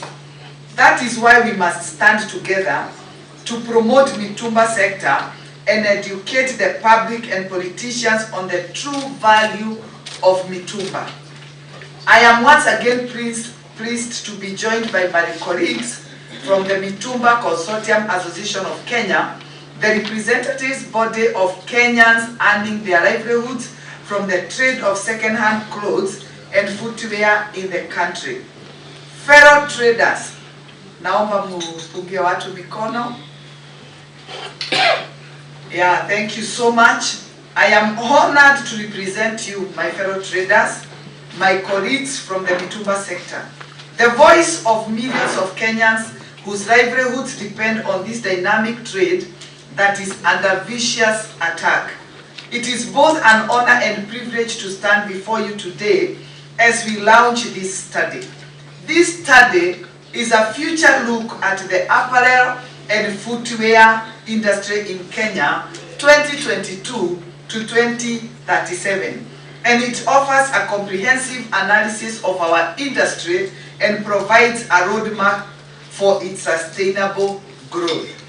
I would like to acknowledge the priceless contribution of Mr. Kwame Owino here. Thank you so much, sir, whose extensive research and insights have been instrumental in shaping this report. Mr. Kwame has already presented a detailed finding of the report, and I encourage you all to engage with the data and analysis he has shared in the report that will be given to you after this. Today, we are not here to defend Mitumba. We are here to celebrate its role in Kenya's economy and to prove that it can coexist with local manufacturing to create jobs, drive growth, and keep Kenya fashionably ahead. We are here to talk about livelihoods, innovation and the future of Mama Mboga, the young entrepreneur represented in Gikomba, and the factory worker representative in Thika at the textile mill. I just want to take a moment to reflect on what we hope to see for the future of mitumba and roko manufacturing in Kenya. I wish to highlight the broader vision that this report captures. A vision where mitumba sector and roko textile manufacturing coexist, each playing a crucial role in meeting the diverse needs of the Kenyan consumers. But as we look to the future, it is now clear that we need strong policies and support from the government to ensure that both mitumba and roko textile manufacturing continue to thrive. This is where I believe we can take important steps forward. Our aspirations extend beyond Kenya's borders. As I have observed during my travels across East Africa and other parts of the continent, the potential for regional collaboration is immense. We have great opportunities to get into partnership and share best practices. We have rare opportunity to create a robust and resilient apparel industry that benefits all Kenyans. Kenya mitumba sector, with its vast informal network and entrepreneurial spirit, could serve as a model for other nations. Instead of wishing one way, embracing both second-hand and locally produced apparel could promote economic inclusion, job creation, and sustainable development across the country. In that regard, there is need for a policy framework that balances and supports both mitumba and roko production. This includes harmonizing import standards that enables fair trade and quality, while also offering incentives to encourage the growth of roko textile manufacturing. Whether through tax reliefs, skills development program, or access to modern technology, we can then see mitumba and roko production thrive together. But while Kenya is capable of doing this on its own, the East African region as a whole needs to come together to advocate for policies that support both mitumba and roko manufacturing. I believe we can create a model for cooperation that benefits all East African neighbors. This could be achieved through sharing best practices, setting common standards, and collaborating on other policies. So, as Kenya works toward Visions 2030 and the African Union Agenda 2063, there is immense potential for us to champion this dual approach and advocate for a stronger, more sustainable apparel industry in Kenya and East Africa. Looking ahead, we envision a future where government policies catalyze job creation, environmental sustainability, and affordable clothing for every Kenyan. We also envision a future where Kenya and the East African region lead the way in sustainable fashion, providing job and opportunities for youth and women alike, while contributing to global sustainability goals. It is my hope that through collaboration, innovation, and strong accommodative policy support, we can create a resilient and sustainable apparel industry that benefits everyone. As we delve into the findings of this report, let us remember that the mitumba sector is more than just a market for second-hand clothes.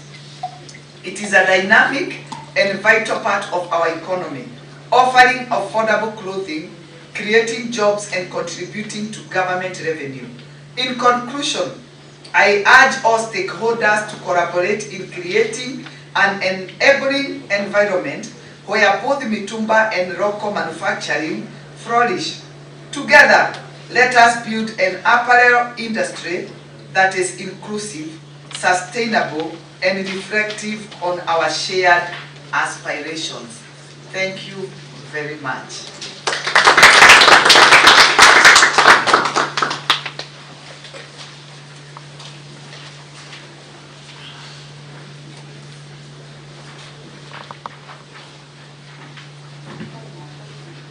Can we invite Mr. Kwame?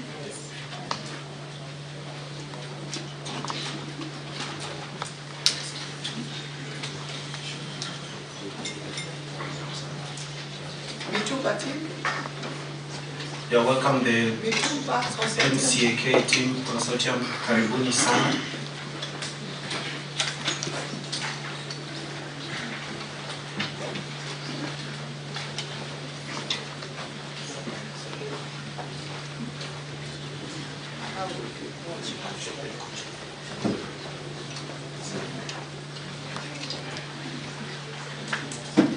Dr. Karanja, can we have Dr. Karanja to help us?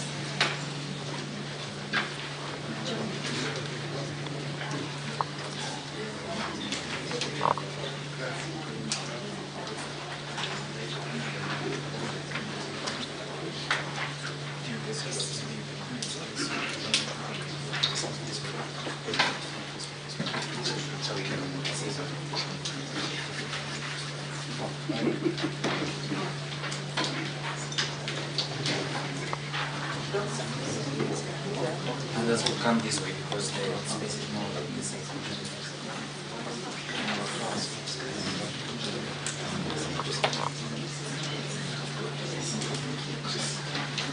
So, as we prepare for the launch, we'll have a quick photo and then we can have Reverend Teresia and Kwame remaining by the newly launched report. So we can have tighter photographs for our colleagues from the media. So, a microphone for Kwame or Reverend Teresia? Okay. Sorry, a second as we move the panel.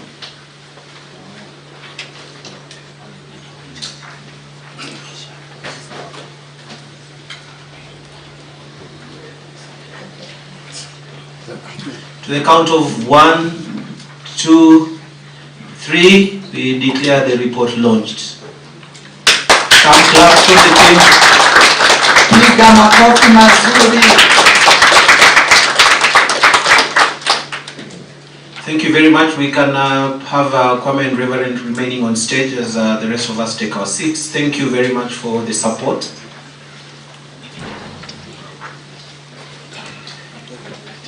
Our very able partners from the media, you can have your photos, maybe the next 2 minutes, and then we'll straight away get into the Q&A.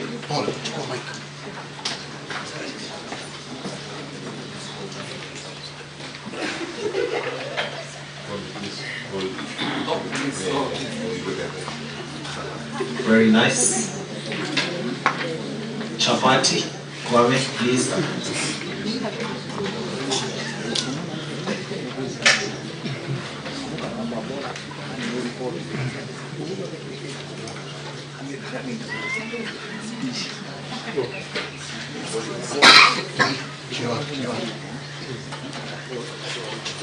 And we have the QR code on the screens for those who may want to quickly grab the report as we go on.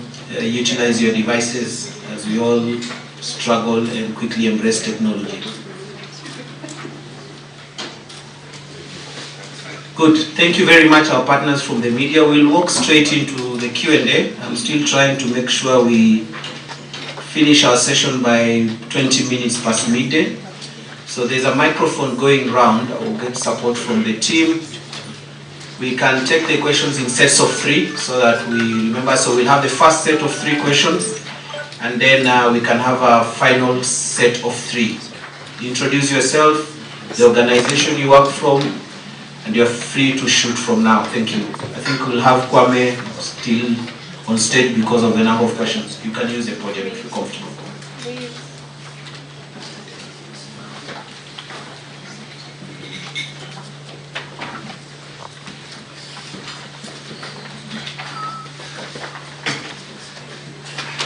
Good afternoon, everyone. My name is Juno Molo, and I would like to say this is a good forum because I'm one of those people who were educated by Mutumba, and I grew up starting to sell Mutumba at the age of 5 years old. So I think I'm in the right place. My question is about the action point. The report is very interesting, and maybe this also goes to the consortia. Do we have a clear framework of action that can lead us in ensuring that some of the findings that we have are actually delivered? Because most of the time you get such reports, but you currently don't get the action points. The second thing is I want to really find out if the same report will be shared with the region, because I know that my kids and needs in Kisumu, Kibuye, where I used to sell, would want to interact with such a report and would like to be motivated. Thank you.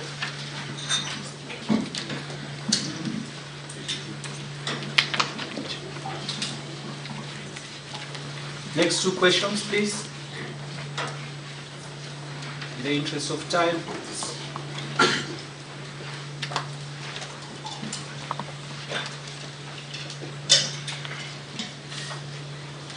Good morning.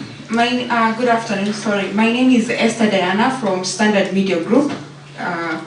So I have 2 or 3 questions. So while you're showing us the importance of the mitumba trade to the economy and by extension to Kenyans, it is also important to know that there's been an issue with falsification of invoices with regards to the trade of mitumba. So as a consortium and by extension to the Institute of Economic Affairs, what can be done with regards to dealing with perhaps the traders who are not abiding by the laws and falsifying trade invoices? And to the Institute, what would be the economic implications to the taxman? And also experts have said that perhaps, and Kwame has reiterated this, that mitumba is not the worst thing that has happened to Kenya's textile industry. So, in your view, what is the worst thing that has happened to the Kenya's textile industry, subsequently leading to its fall or rather decline? So, and also, just speak to us about tax implications of the trade.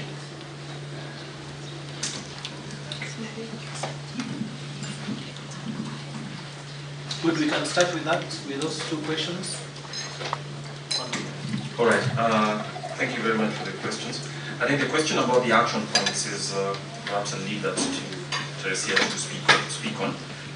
Let me speak about whether the report will be shared with the region. I think that is for MCAK to consider. But Esther, you asked a question about the falsification of invoices. Let me say this. When government imposes a tax on a good or a service, for instance, right? It's incumbent on government to have the systems that enable it to actually verify that invoices are correct. So if any falsification is taking place, I think that definitely is illegal. And so that's an enforcement question that you could do. Now, our estimations are based on the amount of taxes that apply per container, and then secondly, the number of containers that are declared. And most of that is declared by customs. So yes, if there's any inefficiencies at the customs level that allow for cheating, obviously that's illegal, and I think an enforcement action should be taken about that. Secondly, you asked about the textiles industry. Let's consider that the questions we asked about this report were not what happened to Kenya's textiles industry. We asked ourselves, is it possible for a coexistence to happen? And our conclusive answer is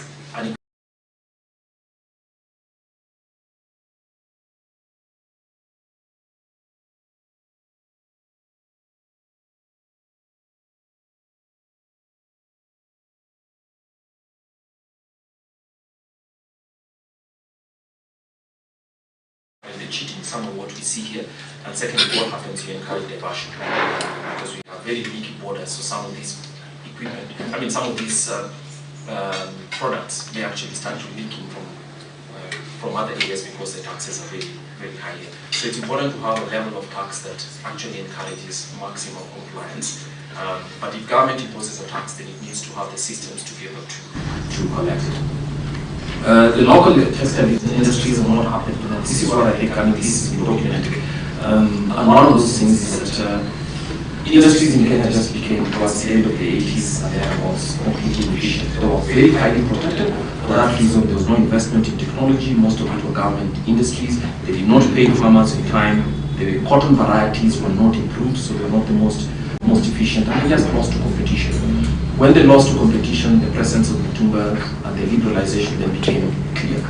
Became more salient.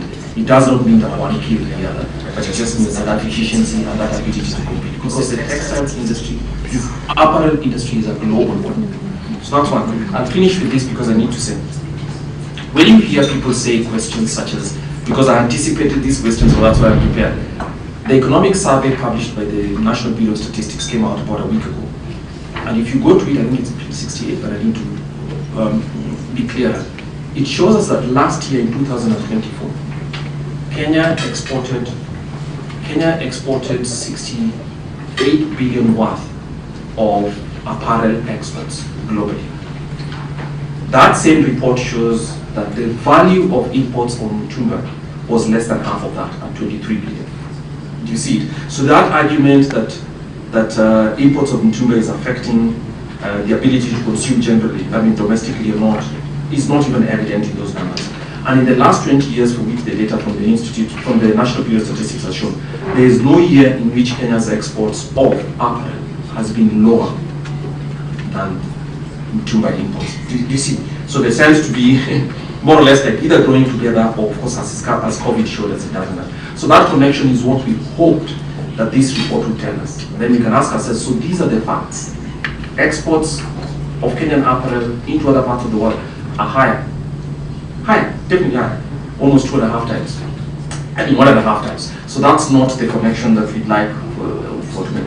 What then government needs to do is to provide enough regulatory space for both industries to grow, regardless of what happens. But the choices of Kenyans it will be important to respect the choices of Kenyans about where they choose to spend their money, one way or the other. But harming one is not necessarily going to grow the other. Thank you. Wow, thank you so much. I will go straight to the lady who said what is the action plan after we have launched a very good document. What happens next? Number one, this document is to advise the government. The government, so many people have made remarks out of ignorance. That's why we have hired this institute to do an independent research and give recommendations. We have also welcomed institutions like Kipra to scrutinize the document and to help us have an independent document that can advise the government and make sure that one trade is not killed because of another trade, because it will not be fair. Our country promotes fair competition. Number two, I want to answer the question about falsification of invoices. I don't believe in Mitumba when you are paying taxes you need to falsify any document, because we are not charged based on invoice or amount of money you purchased. We are charged based on the weight. The reason being, there were falsification of documents, so the government decided to charge us by kilograms. So 40-foot container, there's a specific rate. If you decide today to buy a 40-foot container of used clothes and you decide to tie stones there, and another one decides to put in clothes, you will still pay the same. You will not argue and say, but I'm carrying stones, they are less valuable. If you declare this Mitumba, the charge is the same. So there's nothing like falsification of invoices to evade tax. Tax, 40-foot container is standard. Somebody in Mombasa, in Kisumu, anywhere, if you import a 40-foot container, you will be charged the same. Did we have another question?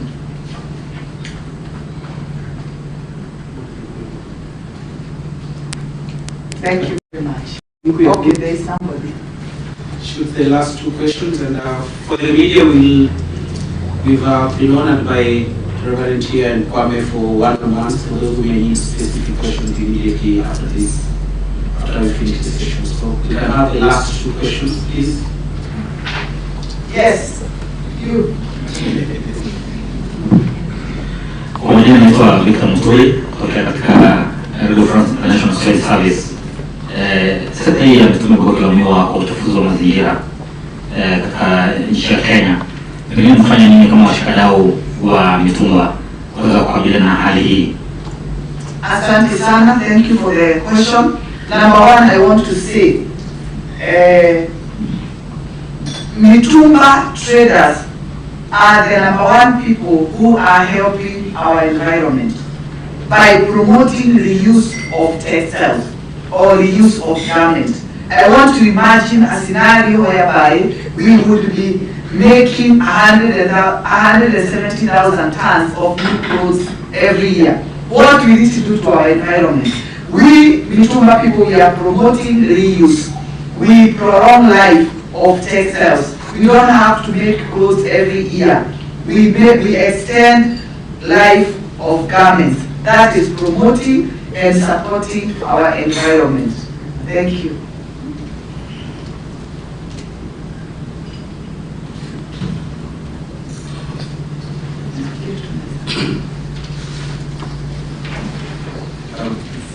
Thank you very much, Kwame and Reverend Teresia. I think that marks the end of our Q&A session, and in case there are any additional questions for our partners from the media, thank you very much for creating time and sticking with us since when we started the session. We don't take that for granted. We know the number of assignments that you have to go through every single day.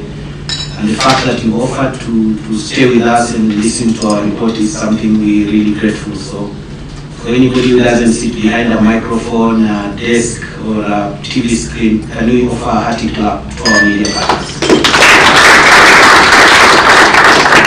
So I will shortly invite you again, Reverend, for the closing remarks, and that will mark the end of the formal version of today's event, but that doesn't stop us from networking.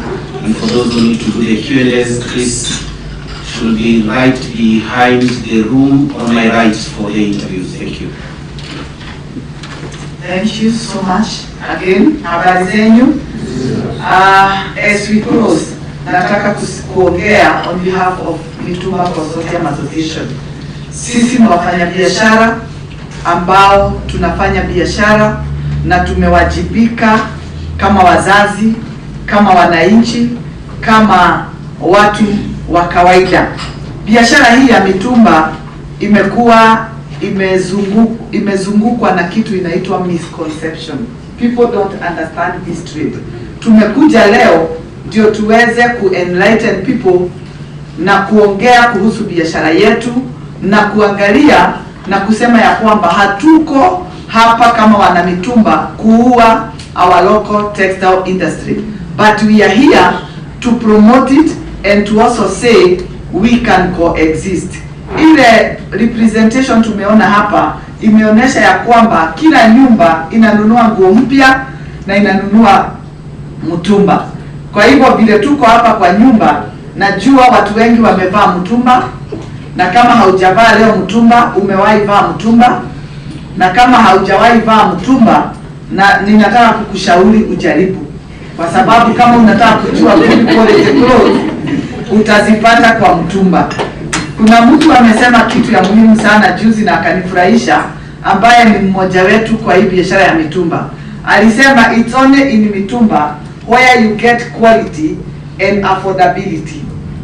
You get the best quality and yet you can afford. Kwa hivyo sisi wote ambao tuko hapa, wacha sisi tuwe ndio ambassadors wa kusema mtumba iruhusiwe kuendelea. Hawezi ukasema nitafunga mtumba ndio ni promote local textile. Hiyo ni kupeana na mkono moja na kuchukua na mkono hii ingine. Lazima tukubali tupeane kwa mikono miwili with a healthy competition, tujaribu kurevive our own local textile industry na tuziruhusu zote zikae kwa soko, kwa sababu zote zinasaidia mwananchi wa kawaida. Najua Kwame ameongea na ameongea kizungu mingi. Mimi naleta Kiswahili. Naleta lugha ya mtaa. Lugha ya mtaa ni kusema hivi. Ameonyesha kuna nguo nyingi sana zinatengenezwa hapa nchini na zinaenda nje. Ameonyesha kuna nguo nyingi sana zinaletwa kutoka nje ambazo ni mpya, na hiyo ripoti ikaonyesha mtumba imekuwa ni kama nusu ya zile zote zimeonekana zinatengenezwa na zile zinatoka nje zikiwa mpya. Kwa hivyo watu wasianze kusema ati kuna mitumba inakuwa dumped hapa ama inakuja kwa wingi sana. Hapana, mtumba haijakuja kwa wingi, imekuja kwa kiasi kile kinahitajika. Mwanabiashara akifanya biashara ikose wateja, anawachana na hiyo biashara. Lakini kama biashara inaonekana ina wateja, ni kumaanisha bado watu wako na njaa ya kupata hizi nguo za mtumba. Na nguo za mtumba zimepatia wananchi wa kawaida heshima ya maisha. Huwezi ukakutana na mtu amevaa kiraka.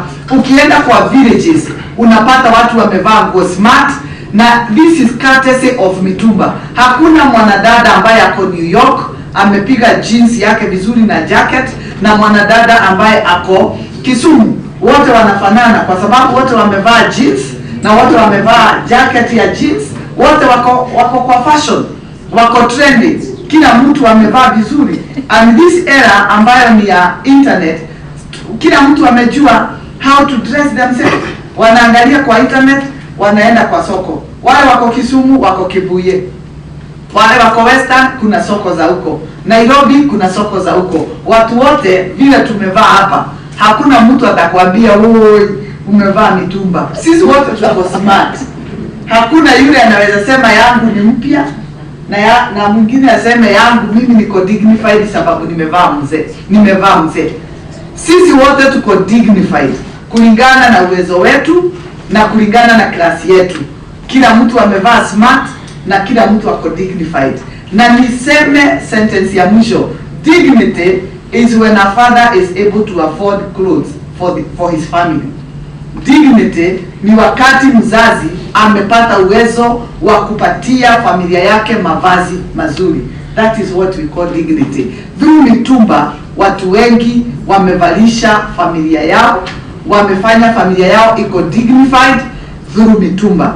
Kwa hivyo mimi nasema hivi, tuchague mitumba, tuendelee kujenga nchi yetu na tuendelee kujikimu kimaisha.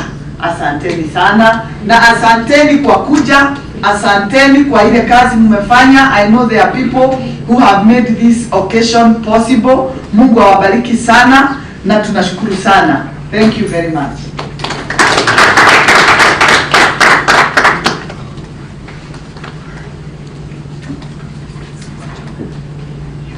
Is there anything else to say, really? No. Thank you very much.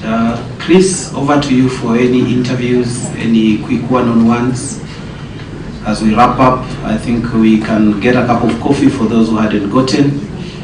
And last but not least, the suppliers who supported us today, the team that did the sound, the videos, the team from Serena, the team that was supporting us on live streaming, thank you very much. We look forward to partnering with you again. And for the MC of the day, please clap for him, say hi to him as we leave the room.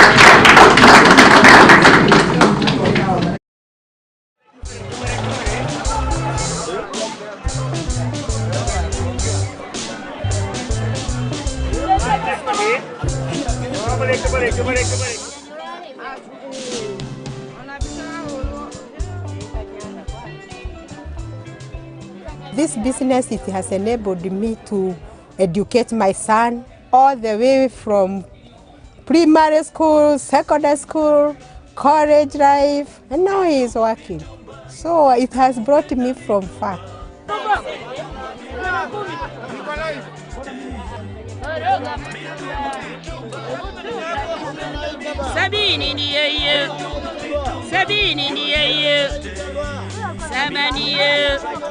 Well, the mitumba industry is important in so many ways. The mitumba clothing, first of all, it employs a very large number of our population. We have a chronic unemployment situation in Kenya, so we are thankful that 2 million people are employed in that industry. We're also grateful that there is a widespread distribution system all over the country in which it provides clothing to 91% of our Kenyan population. That is millions and millions of people buy and wear second-hand clothing. The third element that as a legislator that I'm also grateful is the fact that we generate 18 billion shillings in tax revenues from the mitumba industry. Mitumba, nakupenda.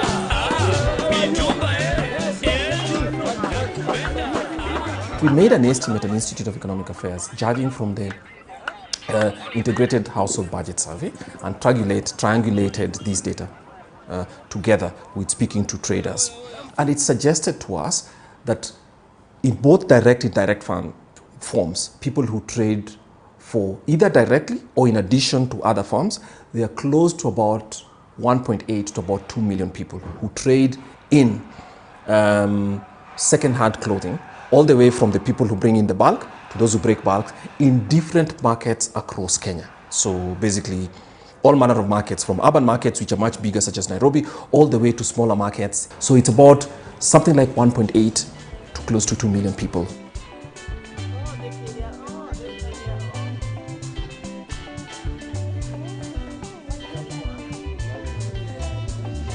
With regards to textile waste, it is a problem, but it's by far one of the smallest problems, would be my summary statement. And I think we also need to distinguish between textile waste from which source, right? The majority of textile waste we get, which is around 1% of our total waste stream, is post-consumer textile waste. So it's not imported textile waste, it's not factory textile waste, it's what people have worn and after multiple cycles of wearing are throwing away, right? And then with regards to imported mitumba or second-hand textiles, I think from our point of view, that waste stream is almost negligible because the vast majority, I don't know, 98% plus of the imported textiles are for reselling and reuse. So that's waste we're not getting directly. We might get it a few years later once those textiles have been worn and discarded, but not at the point of importing. Mitumba, you're here to stay. Mitumba, they try to take you away. But Mitumba, you're here to stay. Mitumba, so if you look at it, Kenya's liberalization of import and the use of second-hand clothes actually happened most substantially in the mid-90s. By that time, most of the textiles industries in Kenya, which were established some by government and some by private firms, had closed down. General business conditions were bad in general, and also incomes had not been growing for a while. So if you look at that mismatch, it is not correct to actually say that the main shock to these industries was second-hand clothes in general. The cheap textile industry, actually that is the biggest threat to our local textile industry, is the massive new textiles that are coming in from Asia, from India, from Bangladesh, and increasingly from China. We can't compete with the prices, the low productive cost, the quality of those clothes that come from Asia. So to say that actually mitumba and new textile industries are in competition is a false analysis. It's not correct.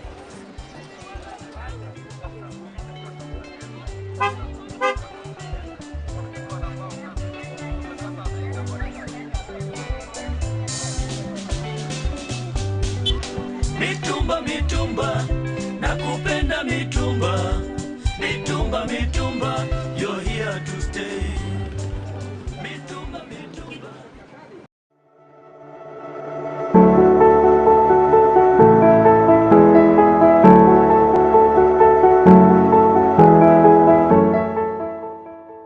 Kutoka kwa mtumba naweza shukuru, at least nimeweza kujijenga. Watoto kwenda shule, mimi hupata pesa kutoka kwa hii industry. I believe if today the government decides to soften or to lower the prices of duty, of course the importers will also lower the prices.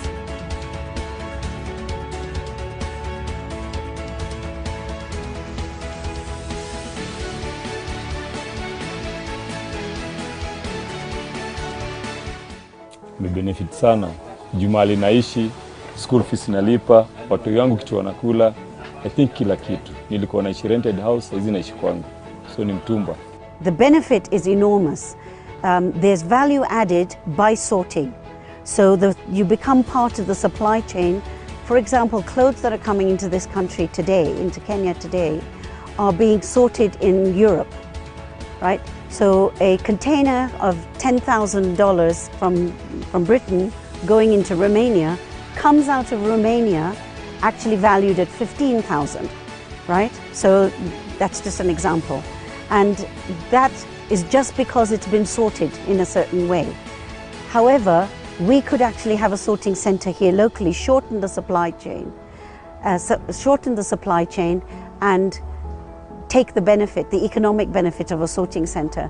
Sorting centers are also labor intensive, so it would create huge employment opportunities. And in Kenya, we need that. The whole of Africa actually, but Kenya has a very large young population that is unemployed. And so we need to counter that. So sorting centers benefit in that way.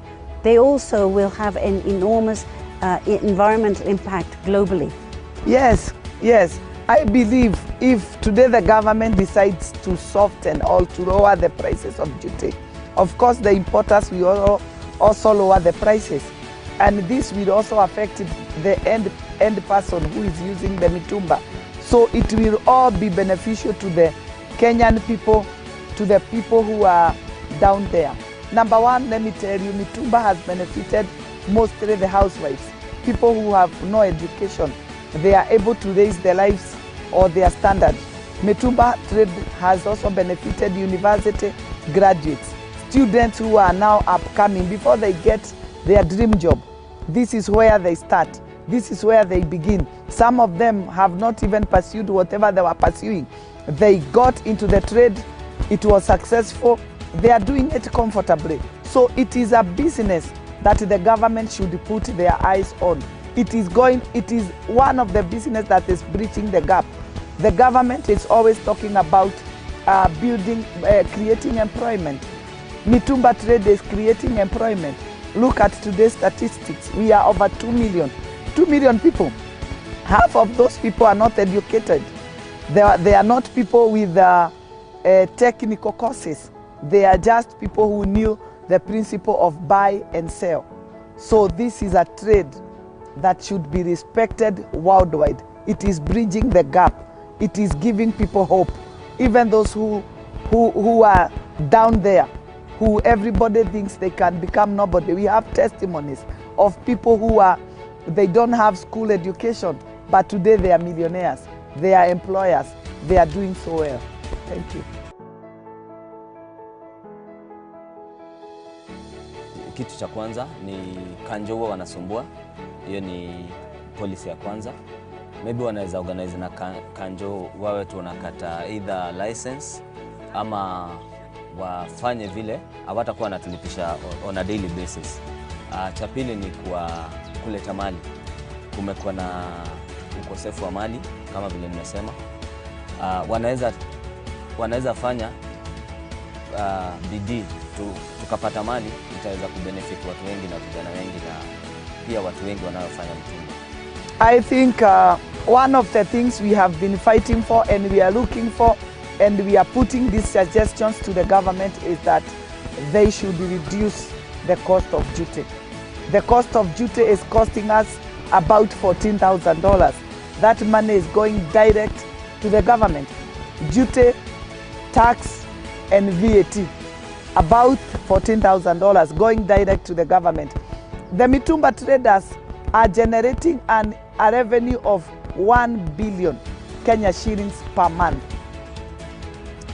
Mitumba traders, they are generating a revenue for the government, an amount of 1 billion per month.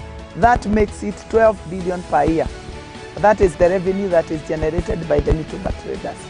One of the things that Kenya specifically could do is to create a sorting center and have the right policies in place, because there is a danger with sorting centers that it could become a dumping ground. Main challenge in mitumba industry, the high taxes. if the government can reduce the taxes, mitumba industry can be a bit better. Currently, we are facing a big problem because of the pandemic. The effects of the pandemic, we are not able to get good supply like before. We are encountering problems with the shipping. For example, some shipping lines have hiked their prices to very, very big margin. It's becoming very difficult, but we are also in communication with the government. We are requesting our government to soften or to ease the burden of duty with the mitumba traders. One of our biggest challenges is the duty. 40-foot container is costing us a whopping $18,000 just to have one container enter Kenya. So the burden is also transferred to the small-scale trader and even to the last person. So those are the few challenges that we are facing after the ban was lifted. This trade is being negated because of cheap labor. So for example, you're paying very cheap labor in Bangladesh and in China to manufacture certain goods that are being sold in the global north. Now, for manufacturers to compete, they actually have to pay those kind of wages. The only way manufacturing can increase in Africa is by subsidies.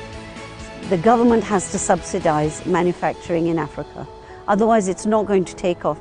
We're not competing directly with mitumba. It's a misunderstanding of the situation.